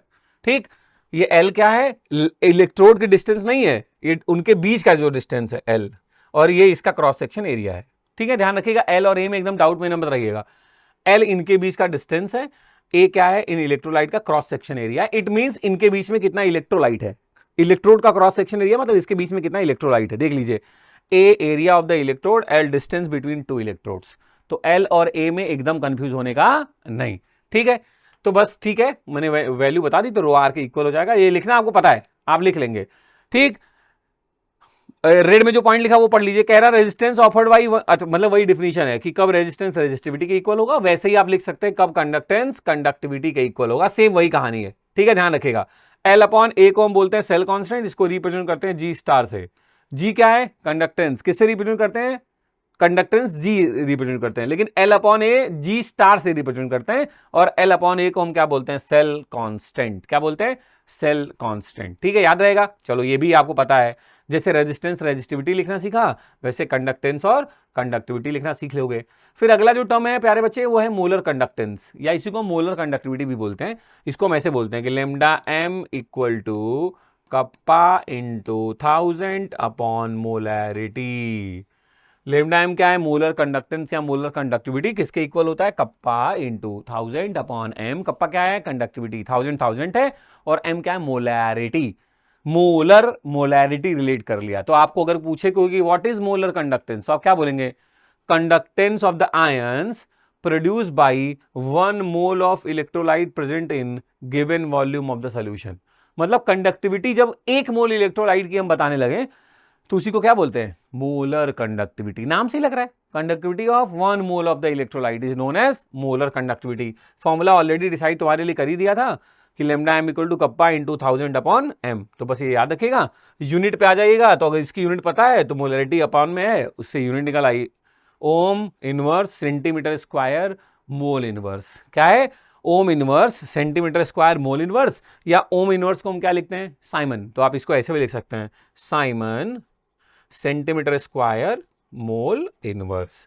Generally आपको इसी unit में लिखा मिलता है, तो आप घबराइएगा मत कि अरे ये दो अलग अलग यूनिट कहाँ से आ गई, सेम बात है, बस लिखने का तरीका है। जैसे मोलर आपने पढ़ा दोस्त, वैसे इक्विवेलेंट कंडक्टेंस भी होता है। जैसे अभी आपने पढ़ा था conductivity of 1 mole of the electrolyte, अब ये कह रहा है कि नहीं नहीं 1 gram equivalent of the electrolyte. तो इसी को हम बोलना स्टार्ट कर देते हैं, इक्विवेलेंट कंडक्टेंस रिप्रेजेंट करते हैं लेमडा EQ से, और वो जैसे इक्वल था कप्पा इंटू 1000 अपॉन एम, वैसे इसके लिए यूज करते हैं kappa into 1000 upon N. Normality use कर लेते हैं, क्योंकि नॉर्मेलिटी के ही फॉर्मूले में यूज होता है ग्राम इक्विवेलेंट मास, तो हमने बस वही यूज कर लिया। तो हमने लिया lambda EQ equal to kappa into 1000 upon N, ठीक। रिलेशन क्या है भैया, पूछता है आपसे कि ये देखो फॉर्मूला तो मैंने आपको क्लियर कर ही दिया, यूनिट भी आप याद रखिएगा, साइमन सेंटीमीटर स्क्वायर, वहां मोल इनवर्स था, यहां इक्विवेलेंट इनवर्स है, ठीक है। कभी कभी हमने देखा है सीधे एमसीक्यू में यही आ जाता है कि भैया यूनिट बताओ इक्विवेलेंट कंडक्टेंस या कंडक्टिविटी की, बोर्ड एग्जाम में तो आती ही है, मैं जेईई और नीट की भी बात कर रहा हूं, तो आप ध्यान रखिएगा, ये क्वेश्चंस कई बार आए हो, आप देखेंगे तो आपको याद आएगा, ठीक है। तो अब कहानी कहती है कि चल ठीक है, आपने बढ़िया समझाया, एक रिलेशन सीख लेते हैं। कह रहा है मोलर कंडक्टेंस इक्वल टू होता है इक्विवेलेंट कंडक्टेंस इनटू वैलेंसी, या इसी को बोलते हैं MN फैक्टर। तो ये भी आप प्लीज अपडेट रखेंगे कि lambda M equal to lambda EQ into valency, ठीक है, याद रहेगा। चलो जल्दी से निपटा लेते हैं आज क्वेश्चन। कह रहा था कंडक्टिविटी ऑफ इतना एम सोल्यूशन, मोलैरिटी दे दिया है भैया जी 0.20 ऑफ KCl, द कंडक्टिविटी, अच्छा पूछ रहा है आपसे, कप्पा पूछ रहा है 298 केल्विन, अच्छा दिया है कप्पा, कप्पा की वैल्यू भी दिया है कितना 0.025, कंडक्टिविटी ऑफ इतना M solution of KCl at इतना kelvin is 225। Find the molar conductance, lambda M equal to kappa into 1000 upon M, दोस्त कप्पा भी दिया है, दोस्त मोलैरिटी भी दी है, सिर्फ सॉल्व करना है, आंसर आ जाएगा, ठीक है। ये तो साफ साफ दिख रहा होगा कि सर डायरेक्ट क्वेश्चन हो गया ऐसा, तो ठीक है, तो आप निपटा लेंगे, आंसर है 125। सॉल्व करने का फॉर्मूला आपके क्लियर ही था, कप्पा भी दिया है, मोलैरिटी भी दिया है, रख लीजिए, आंसर आ गया, ठीक है। आगे बढ़ते हैं। अब कह रहा है इंपॉर्टेंट सवाल, कह रहा है जब हम डाइल्यूट करेंगे ना, तो ये फर्क क्या पड़ेगा, इफेक्ट ऑफ डाइल्यूशन क्या है ऑन इलेक्ट्रोलाइटिक कंडक्टेंस। तो मेरी बात ध्यान से सुनिए, कह रहे जब हम डाइल्यूट करेंगे, on increasing dilution conductance increases. क्यों भैया, क्योंकि कंडक्टेंस होता है ease of flow of current, है ना। जब आप डाइल्यूट करोगे तो आयंस बढ़ेंगे, आयंस बढ़ेंगे तो फ्लो ऑफ करंट भी बढ़ेगा। तो वही वो कह रहा है कि जब हम इंक्रीज करते हैं, डाइल्यूशन करते हैं, तो कंडक्टेंस क्या होता है, इंक्रीज। तो ऑब्वियसली अगर कंडक्टेंस इंक्रीज होगा तो रेजिस्टेंस क्या होगा, डिक्रीज होगा, इसमें तो कोई बट है ही नहीं। दूसरा कह रहा है जो स्ट्रॉन्ग इलेक्ट्रोलाइट है ना, strong electrolyte with dilute interionic forces of attraction decreases therefore conductance increases. जो मैंने आपको समझाया उसी को इस वर्ड में लिखा है कि कंडक्टेंस इंक्रीज क्यों होगा, क्योंकि जब आप डाइल्यूट करोगे तो ऑब्वियसली उनके बीच में का इंट्रैक्शन कम होगा, डाइल्यूट हो जाएंगे ना और फ्री हो जाएंगे, बढ़ जाएगा वॉल्यूम। वीक इलेक्ट्रोलाइट के लिए डिग्री ऑफ डिसोसिएशन इंक्रीज करेगा तो कंडक्टेंस भी इंक्रीज करेगा। अब इस लाइन का मतलब क्या है? अच्छा, आपको यहां कह रहा है कंडक्टेंस तो बढ़ेगा, आपने अभी पढ़ा, कह रहा है स्ट्रॉन्ग इलेक्ट्रोलाइट के लिए तो बढ़ेगा लेकिन वीक इलेक्ट्रोलाइट में और ज्यादा ही बढ़ेगा, as compare to strong weak में ज्यादा बढ़ेगा। क्यों? क्योंकि स्ट्रॉन्ग इलेक्ट्रोलाइट का मतलब है जो पूरा पहले ही टूट चुका था, अब तुम और डाइल्यूट करोगे तो क्या होगा, ज्यादा वॉल्यूम बढ़ेगा, नंबर ऑफ आयन तो नहीं बढ़ेंगे। जो ऑलरेडी 100% टूट गया है वो तो स्ट्रॉन्ग है। हाँ, वीक वाले को जितना डाइल्यूट करोगे फिर और नंबर ऑफ आयन्स बढ़ेंगे, फिर करोगे फिर बढ़ जाएंगे। तो याद रखिए कि अगर मान लो तुम्हारे पास एक सवाल था कि दो इलेक्ट्रोलाइट है ए एंड बी, जब डाइल्यूट करा गया तो ए का जो कंडक्टेंस था वो 10 गुना बढ़ा और बी का 200 गुना। तो बस यहीं से अंदाजा लगा लीजिएगा कि ए वाला स्ट्रॉन्ग इलेक्ट्रोलाइट है और बी वाला वीक इलेक्ट्रोलाइट है, क्योंकि वीक वाले का बहुत ज्यादा बढ़ेगा डाइल्यूट करने पे, स्ट्रॉन्ग तो पहले ही टूट चुका है तो ज्यादा बढ़ने की उम्मीद नहीं है। ठीक है, तो डिग्री ऑफ डिसोसिएशन डाइल्यूट करने पे बढ़ेगा। अच्छा ठीक है सर, कंडक्टेंस बढ़ेगा, मोलर रेजिस्टेंस कम होगा, समझ से चलना। अब कह रहा है जब स्पेसिफिक कंडक्टेंस क्या होगा, स्पेसिफिक कंडक्टेंस कह रहा है डिक्रीज हो जाएगा। क्यों? एक लाइन में समझोगे तो तुरंत ही तुम्हें याद आ जाएगा कि क्यों सर बोलना डिक्रीज हो जाएगा। क्योंकि भैया जी ये जो स्पेसिफिक कंडक्टेंस है ये पर यूनिट वॉल्यूम पे बात कर रहा है। अब आप सोच के देखो कि 1 लीटर में, पहले मैं बता रहा हूं एग्जांपल के लिए, 1 लीटर में पहले क्या थे, 500 आयन थे, अब तुमने डाइल्यूट कर दिया, अब वो 2 लीटर में 500 हो गए, तो पर unit volume number of ions कम हो गए ना, नंबर ऑफ आयंस कम हो गए तो स्पेसिफिक कंडक्टिविटी भी कम हो गई। तो कह रहा है कंडक्टेंस तो बढ़ता है लेकिन जो स्पेसिफिक कंडक्टेंस है या जिसको मैं बोलता हूं कंडक्टिविटी, वो क्या हो जाता है, डिक्रीज हो जाता है। ध्यान रखिएगा, ये बड़ा इंपॉर्टेंट क्वेश्चन है, क्योंकि जब हम डाइल्यूशन करते हैं तो नंबर ऑफ आयंस इन पर यूनिट वॉल्यूम कम हो जाते हैं इस वजह से। ठीक, ध्यान रखिएगा, इंपॉर्टेंट सवाल है। फिर कह रहा है जब डाइल्यूशन करते हैं तो equivalent and molar conductance obviously बढ़ते हैं, क्योंकि जब डाइल्यूशन करते हैं तो मोलैरिटी और नॉर्मेलिटी क्या होती है, डिक्रीज। लेमडा एम के फॉर्मूले में इनवर्सली प्रोपोर्शनल है मोलैरिटी के, लेमडा इक्यू का फॉर्मूला क्या है, इनवर्सली प्रोपोर्शनल है नॉर्मेलिटी के। और डाइल्यूट करेंगे तो मोलैरिटी और नॉर्मेलिटी क्या होती है, डाइल्यूट करेंगे तो ये कम होंगी, जब ये कम होंगी तो ये बढ़ेगा ही ना, तो लेमडा एम और लेमडा इक्यू क्या होगा, बढ़ेगा। ठीक, फिर से देख लो, ऑन डाइल्यूशन, देखो ध्यान से सीखो, resistance decrease, conductance increase, degree of dissociation increase, kappa decrease, lambda M increase, lambda eq increase. अभी ठीक, एक साथ मैंने क्लियर कर दिया, ये याद रख लीजिए, दिमाग में खोपड़ी में अच्छे से बैठा लीजिए, मुलाकात होने वाली एग्जाम में। ठीक है, चलिए आगे बढ़ते हैं, फटाक से समझिएगा। अब कह रहा है कि हम कैसे मोलर कंडक्टिविटी कैलकुलेट करें, किसके लिए, इनफाइनाइट डाइल्यूशन में। आप डाइल्यूट करते जा रहे हो, इतना मिला दिया कि अब सॉल्यूट ना के बराबर हो गया, है ही नहीं, इतना ज्यादा सॉल्वेंट ऐड कर दिया इनफाइनाइट डाइल्यूशन पे। तो भैया जी ध्यान से अपने दिमाग में बैठाइए, तो ये हमें बताने के लिए एक सज्जन आए, उनका नाम था डिबाई हकल ऑन सैगर, ये साइंटिस्ट के नाम है। इन लोगों ने मिलकर एक इक्वेशन दिया जिससे आप molar conductivity at infinite dilution निकाल सकते हैं। इस रिएक्शन की इंपॉर्टेंस इतनी है कि ये क्वेश्चन जेई के एग्जाम में डायरेक्ट पूछ लिया गया बस, कि what is the correct representation of Debye Huckel Onsager equation. तो आपको याद होना चाहिए lambda M equal to lambda naught M minus A root C. देखो 1/2 मतलब रूट सी भी लिख सकते हो, ए रूट सी भी चल सकता है। ठीक है, अब यहां से क्वेश्चन बहुत सारे एग्जाम्स में पूछते हैं, मैं आपके लिए भी क्लियर कर दूं। देखिए ध्यान रखेगा, अगर स्ट्रेट एरो बन रहा है तो ये याद रखेगा ऐसा ग्राफ बनता है फॉर द स्ट्रॉन्ग इलेक्ट्रोलाइट, और अगर ऐसे करके आ रहा है कर्व्ड बन रहा है तो वो वीक इलेक्ट्रोलाइट के लिए ग्राफ होता है। ये देखिए CH3COOH is the weak electrolyte, KCl is the strong electrolyte. तो मैंने बहुत सारे पेपर्स में देखा है ग्राफ बना के बस यही पूछ देते हैं कि ए क्या है बी क्या है, स्ट्रॉन्ग कौन है वीक कौन है, तो आप एकदम क्लियर हो जाए ग्राफ से। स्ट्रेट लाइन दिख रही है स्ट्रॉन्ग इलेक्ट्रोलाइट, ऐसे डिक्रीज होती हुई दिख रही है वीक इलेक्ट्रोलाइट। फॉर्मूला याद रख लीजिएगा, है ना। लेमडा एम क्या है, molar conductivity at given concentration. Lambda naught M क्या है, molar conductivity at infinite dilution. Make sure आपको ये लाइन याद रहेगी। ठीक है, आगे बढ़ रहा हूं मैं। अब कह रहा है which of the following solutions will have highest value of the molar conductance of CH3COOH। कह रहा है मोलर कंडक्टेंस सबसे ज्यादा कब होगा CH3COOH का। तो अभी देखिए मोलर कंडक्टेंस के फॉर्मूले में हमने क्या नोटिस किया था, कप्पा इन 2000 अपॉन एम, तो जिसका एम सबसे कम उसका लेमडा m सबसे ज्यादा। तो m सबसे कम कहां दिख रहा है आपको, एक बार क्रॉस चेक कर लो भैया, किसने दिख रहा है 0.1 m CH3COOH, वही करेक्ट आंसर है। इसमें घबराना नहीं, कोई कैलकुलेशन भी नहीं थी, तो सिंपल सा फॉर्मुला बेस्ड क्वेश्चन था। ठीक है, अब कह रहे हैं, ठीक है आप समझ गए, तो अब कह रहे हैं एक लॉ है खोलरॉस लॉ, वो भी जान लेते हैं। इसका स्टेटमेंट प्लीज मेक श्योर एकदम दिमाग में आपके रहे। ये है अपने फ्रेडरिक खोलरॉस भैया, उनका स्टेटमेंट बहुत बार बोर्ड एग्जाम्स में पूछे गए, इंपॉर्टेंट लिस्ट में रखिएगा। तो कह रहा है ये लॉ स्टेट करता है कि जो इक्विवेलेंट कंडक्टिविटी का होता है किसी भी इलेक्ट्रोलाइट का at infinite dilution, that is the sum of equivalent conductivity of their cation and anion given by the electrolytes at infinite dilution. Please Kohlrausch law का statement as it is याद रख लीजिएगा। यहाँ पे equivalent conductivity लिखा, आप molar से भी बात कर सकते हैं कि this law state that molar conductivity of the any electrolyte is the sum of the ionic mobility of their cation and anion at infinite condition। तो आप ऐसे भी लिख सकते हैं, मोलर equivalent की जगह मोलर भी पुट कर सकते हैं, कोई बड़ी बात नहीं है, दोनों ही सही है। तो ये खोलरॉस लॉ का स्टेटमेंट है।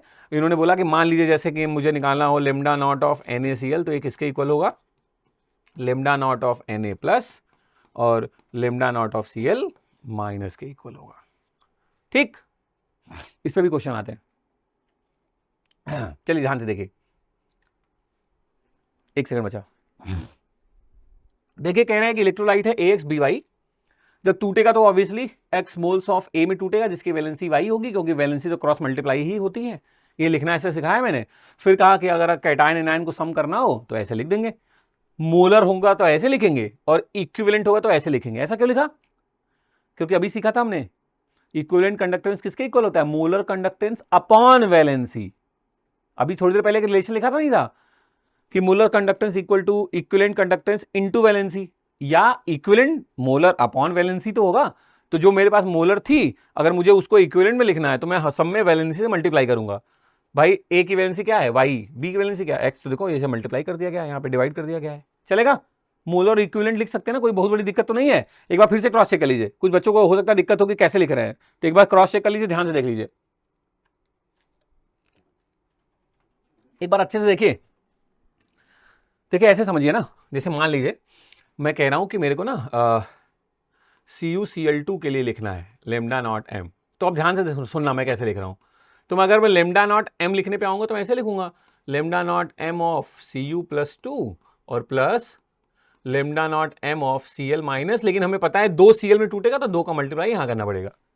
लेकिन अगर यही मैं इक्विवेलेंट लिखने पे आऊं दोस्त, तब तो इक्विवेलेंट मोलर अपॉन वैलेंसी भी होता है, तो मैं यहां ऐसे लिखूंगा lambda naught EQ of Cu+2 upon 2 plus 2 lambda naught EQ of Cl minus, और Cl माइनस की वैलेंसी क्या होती है -1, तो अपॉन 1, ऐसे करके लिखना पड़ेगा मोलर और इक्विवेलेंट कंडक्टेंस को। चलेगा, कोई दिक्कत तो नहीं है, चलिए बहुत बढ़िया।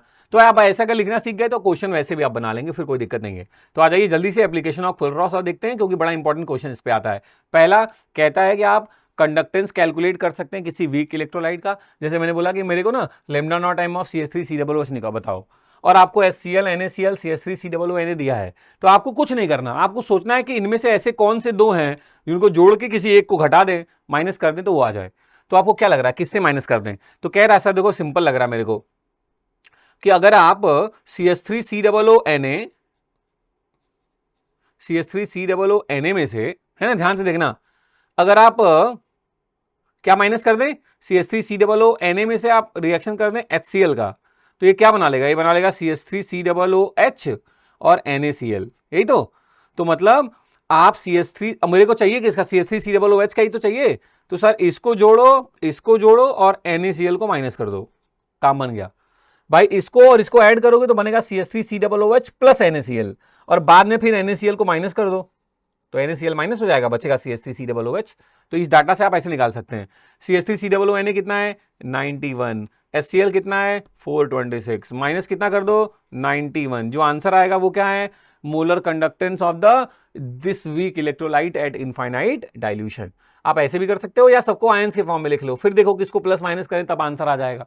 कुल मिला जुला के जो मैं बोल रहा हूं ये बेस्ट तरीका है कि आपको यहां देखना है कि किसको जोड़े और किसको माइनस कर दे, तो मेरा जो निकालना है वो वाला फॉर्मूला बन जाएगा। तो बस आप वैसे भी आंसर निकाल सकते हैं, जो मैंने किया एक बार क्रॉस चेक कर लीजिए आप भी। कह रहा CH3COOH निकालना होगा, तो मैं HCl और CH3COONA को जोड़ दिया गया है और NaCl को क्या कर दिया गया है माइनस, आपका आंसर आ गया। ठीक है, तो पहला तो कहता है कि हम क्या निकाल सकते हैं, मोलर कंडक्टिविटी निकाल सकते हैं वीक इलेक्ट्रोलाइट का। दूसरा कह रहा है हम डिग्री ऑफ डिसोसिएशन भी निकाल सकते हैं अल्फा, और अल्फा किसके इक्वल होता है भैया, कह रहा है molar conductivity at given concentration upon molar conductivity at infinite dilution.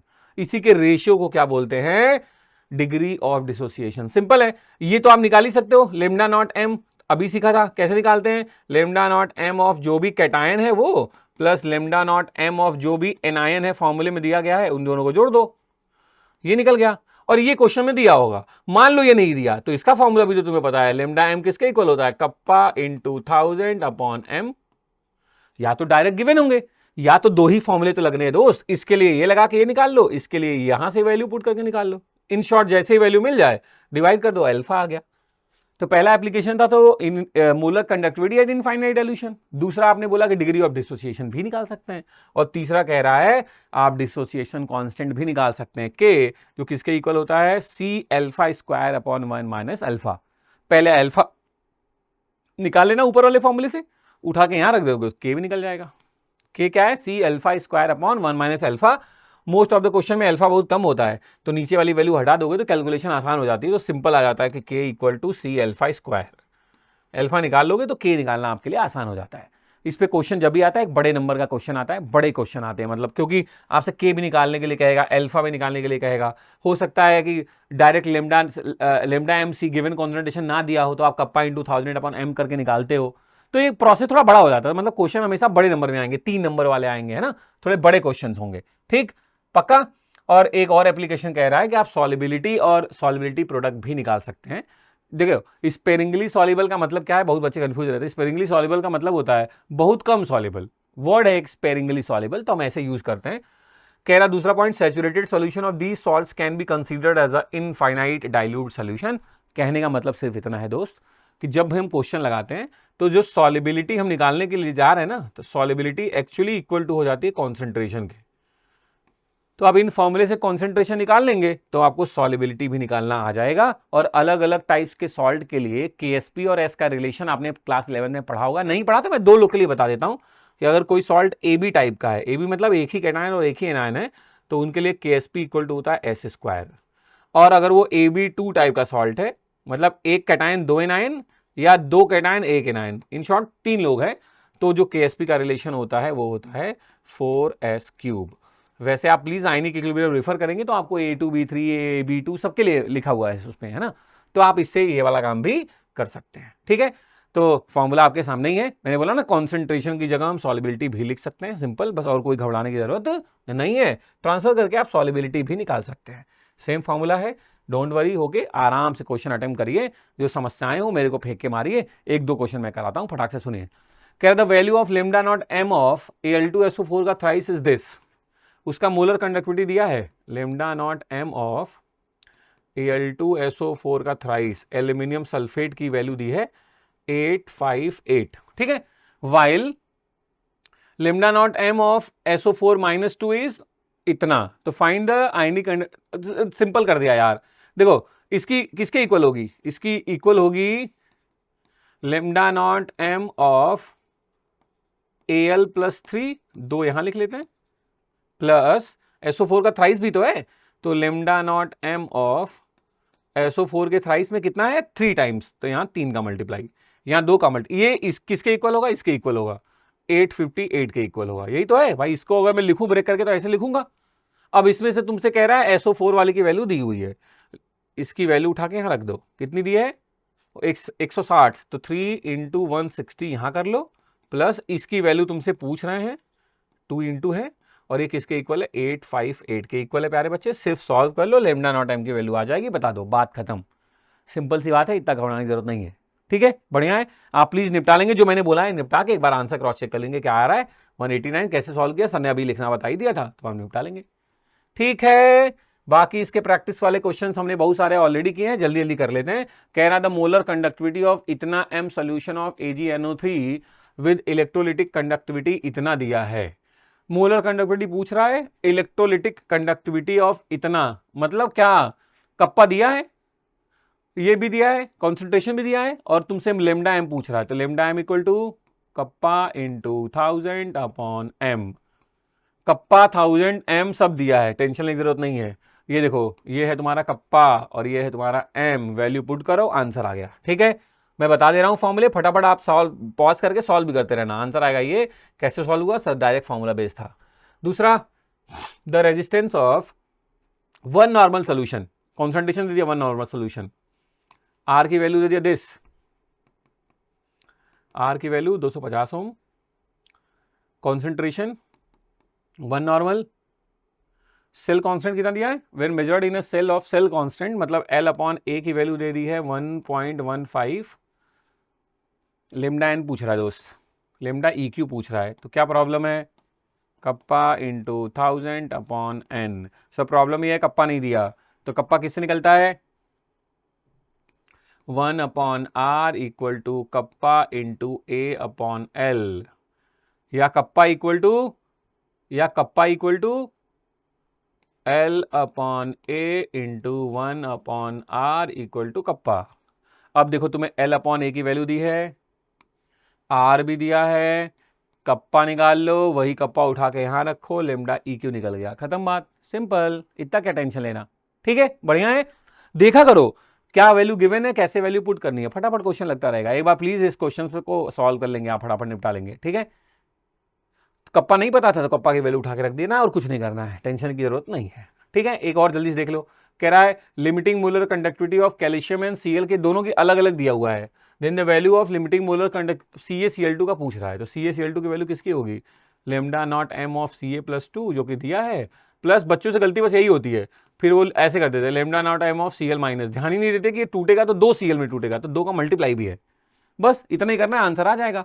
Ca+2 का दिया है 119 और Cl माइनस का दिया 76.3, तो 2 इंटू 76.3, बस इतना ही करना है दोस्त। 6, ये हो गया 152.6 और प्लस 119, जोड़ लो, आंसर आ गया। कितना आया? ये हो गया लगभग 250-60, 260-70 के करीब है, मतलब यही है, बी वाला ऑप्शन होगा, करेक्ट होगा, सॉल्व कर लीजिएगा, ये तो सिंपल सी बात है। ठीक है, पक्का पक्का। ये सोल्यूशन मैं सोच रहा हूँ, ये क्वेश्चन मैं सोच रहा हूँ आप लोग लगा लीजिए, क्योंकि ये थोड़ा सा बड़ा भी है, और अब इसमें पूछा क्या है देख लीजिए। कह रहा, मैं आप डाटा लिख देता हूँ, कह रहा है 25 degree Celsius molar conductance of इतना molar aqueous solution is of ammonium hydroxide is this.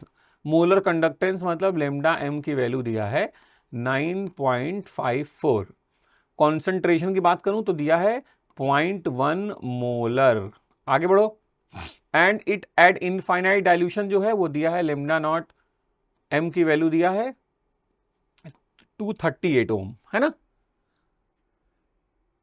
Degree of dissociation alpha पूछ रहा है, तो ये तो आसान है, alpha equal to lambda naught lambda M given concentration upon lambda naught M, तो आसान है यार, डायरेक्ट दिया है दोनों, 9.54 अपॉन 238 करना है, और कह रहा परसेंटेज में, तो इंटू 100 कर लेना, परसेंटेज में आ जाएगा। ठीक है, अरे सीधे फॉर्मूला ही तो है, निपटा देना, इसमें कौन सी बड़ी बात है।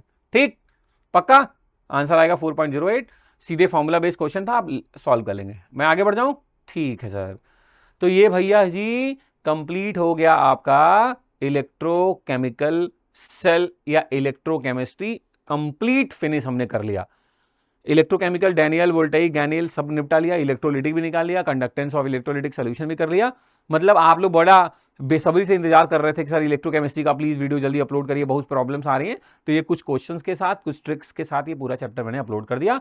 उम्मीद करता हूं कि आपको मजा आएगा पढ़ के, आपको सीखने को मिलेगा, और मैं उम्मीद भी यही करूंगा कि अगर आपको कुछ सीखने को मिले, मजा आए, तो आप प्लीज अपने दोस्तों में भी स्प्रेड करिए, अपने EZU5 चैनल को थोड़ा प्रमोट करिए, और सब्सक्राइब भी करिए, लाइक भी करिए, तभी तो मजा आएगा।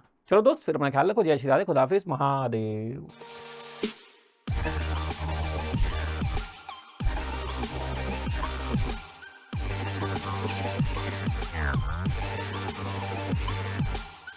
Yeah.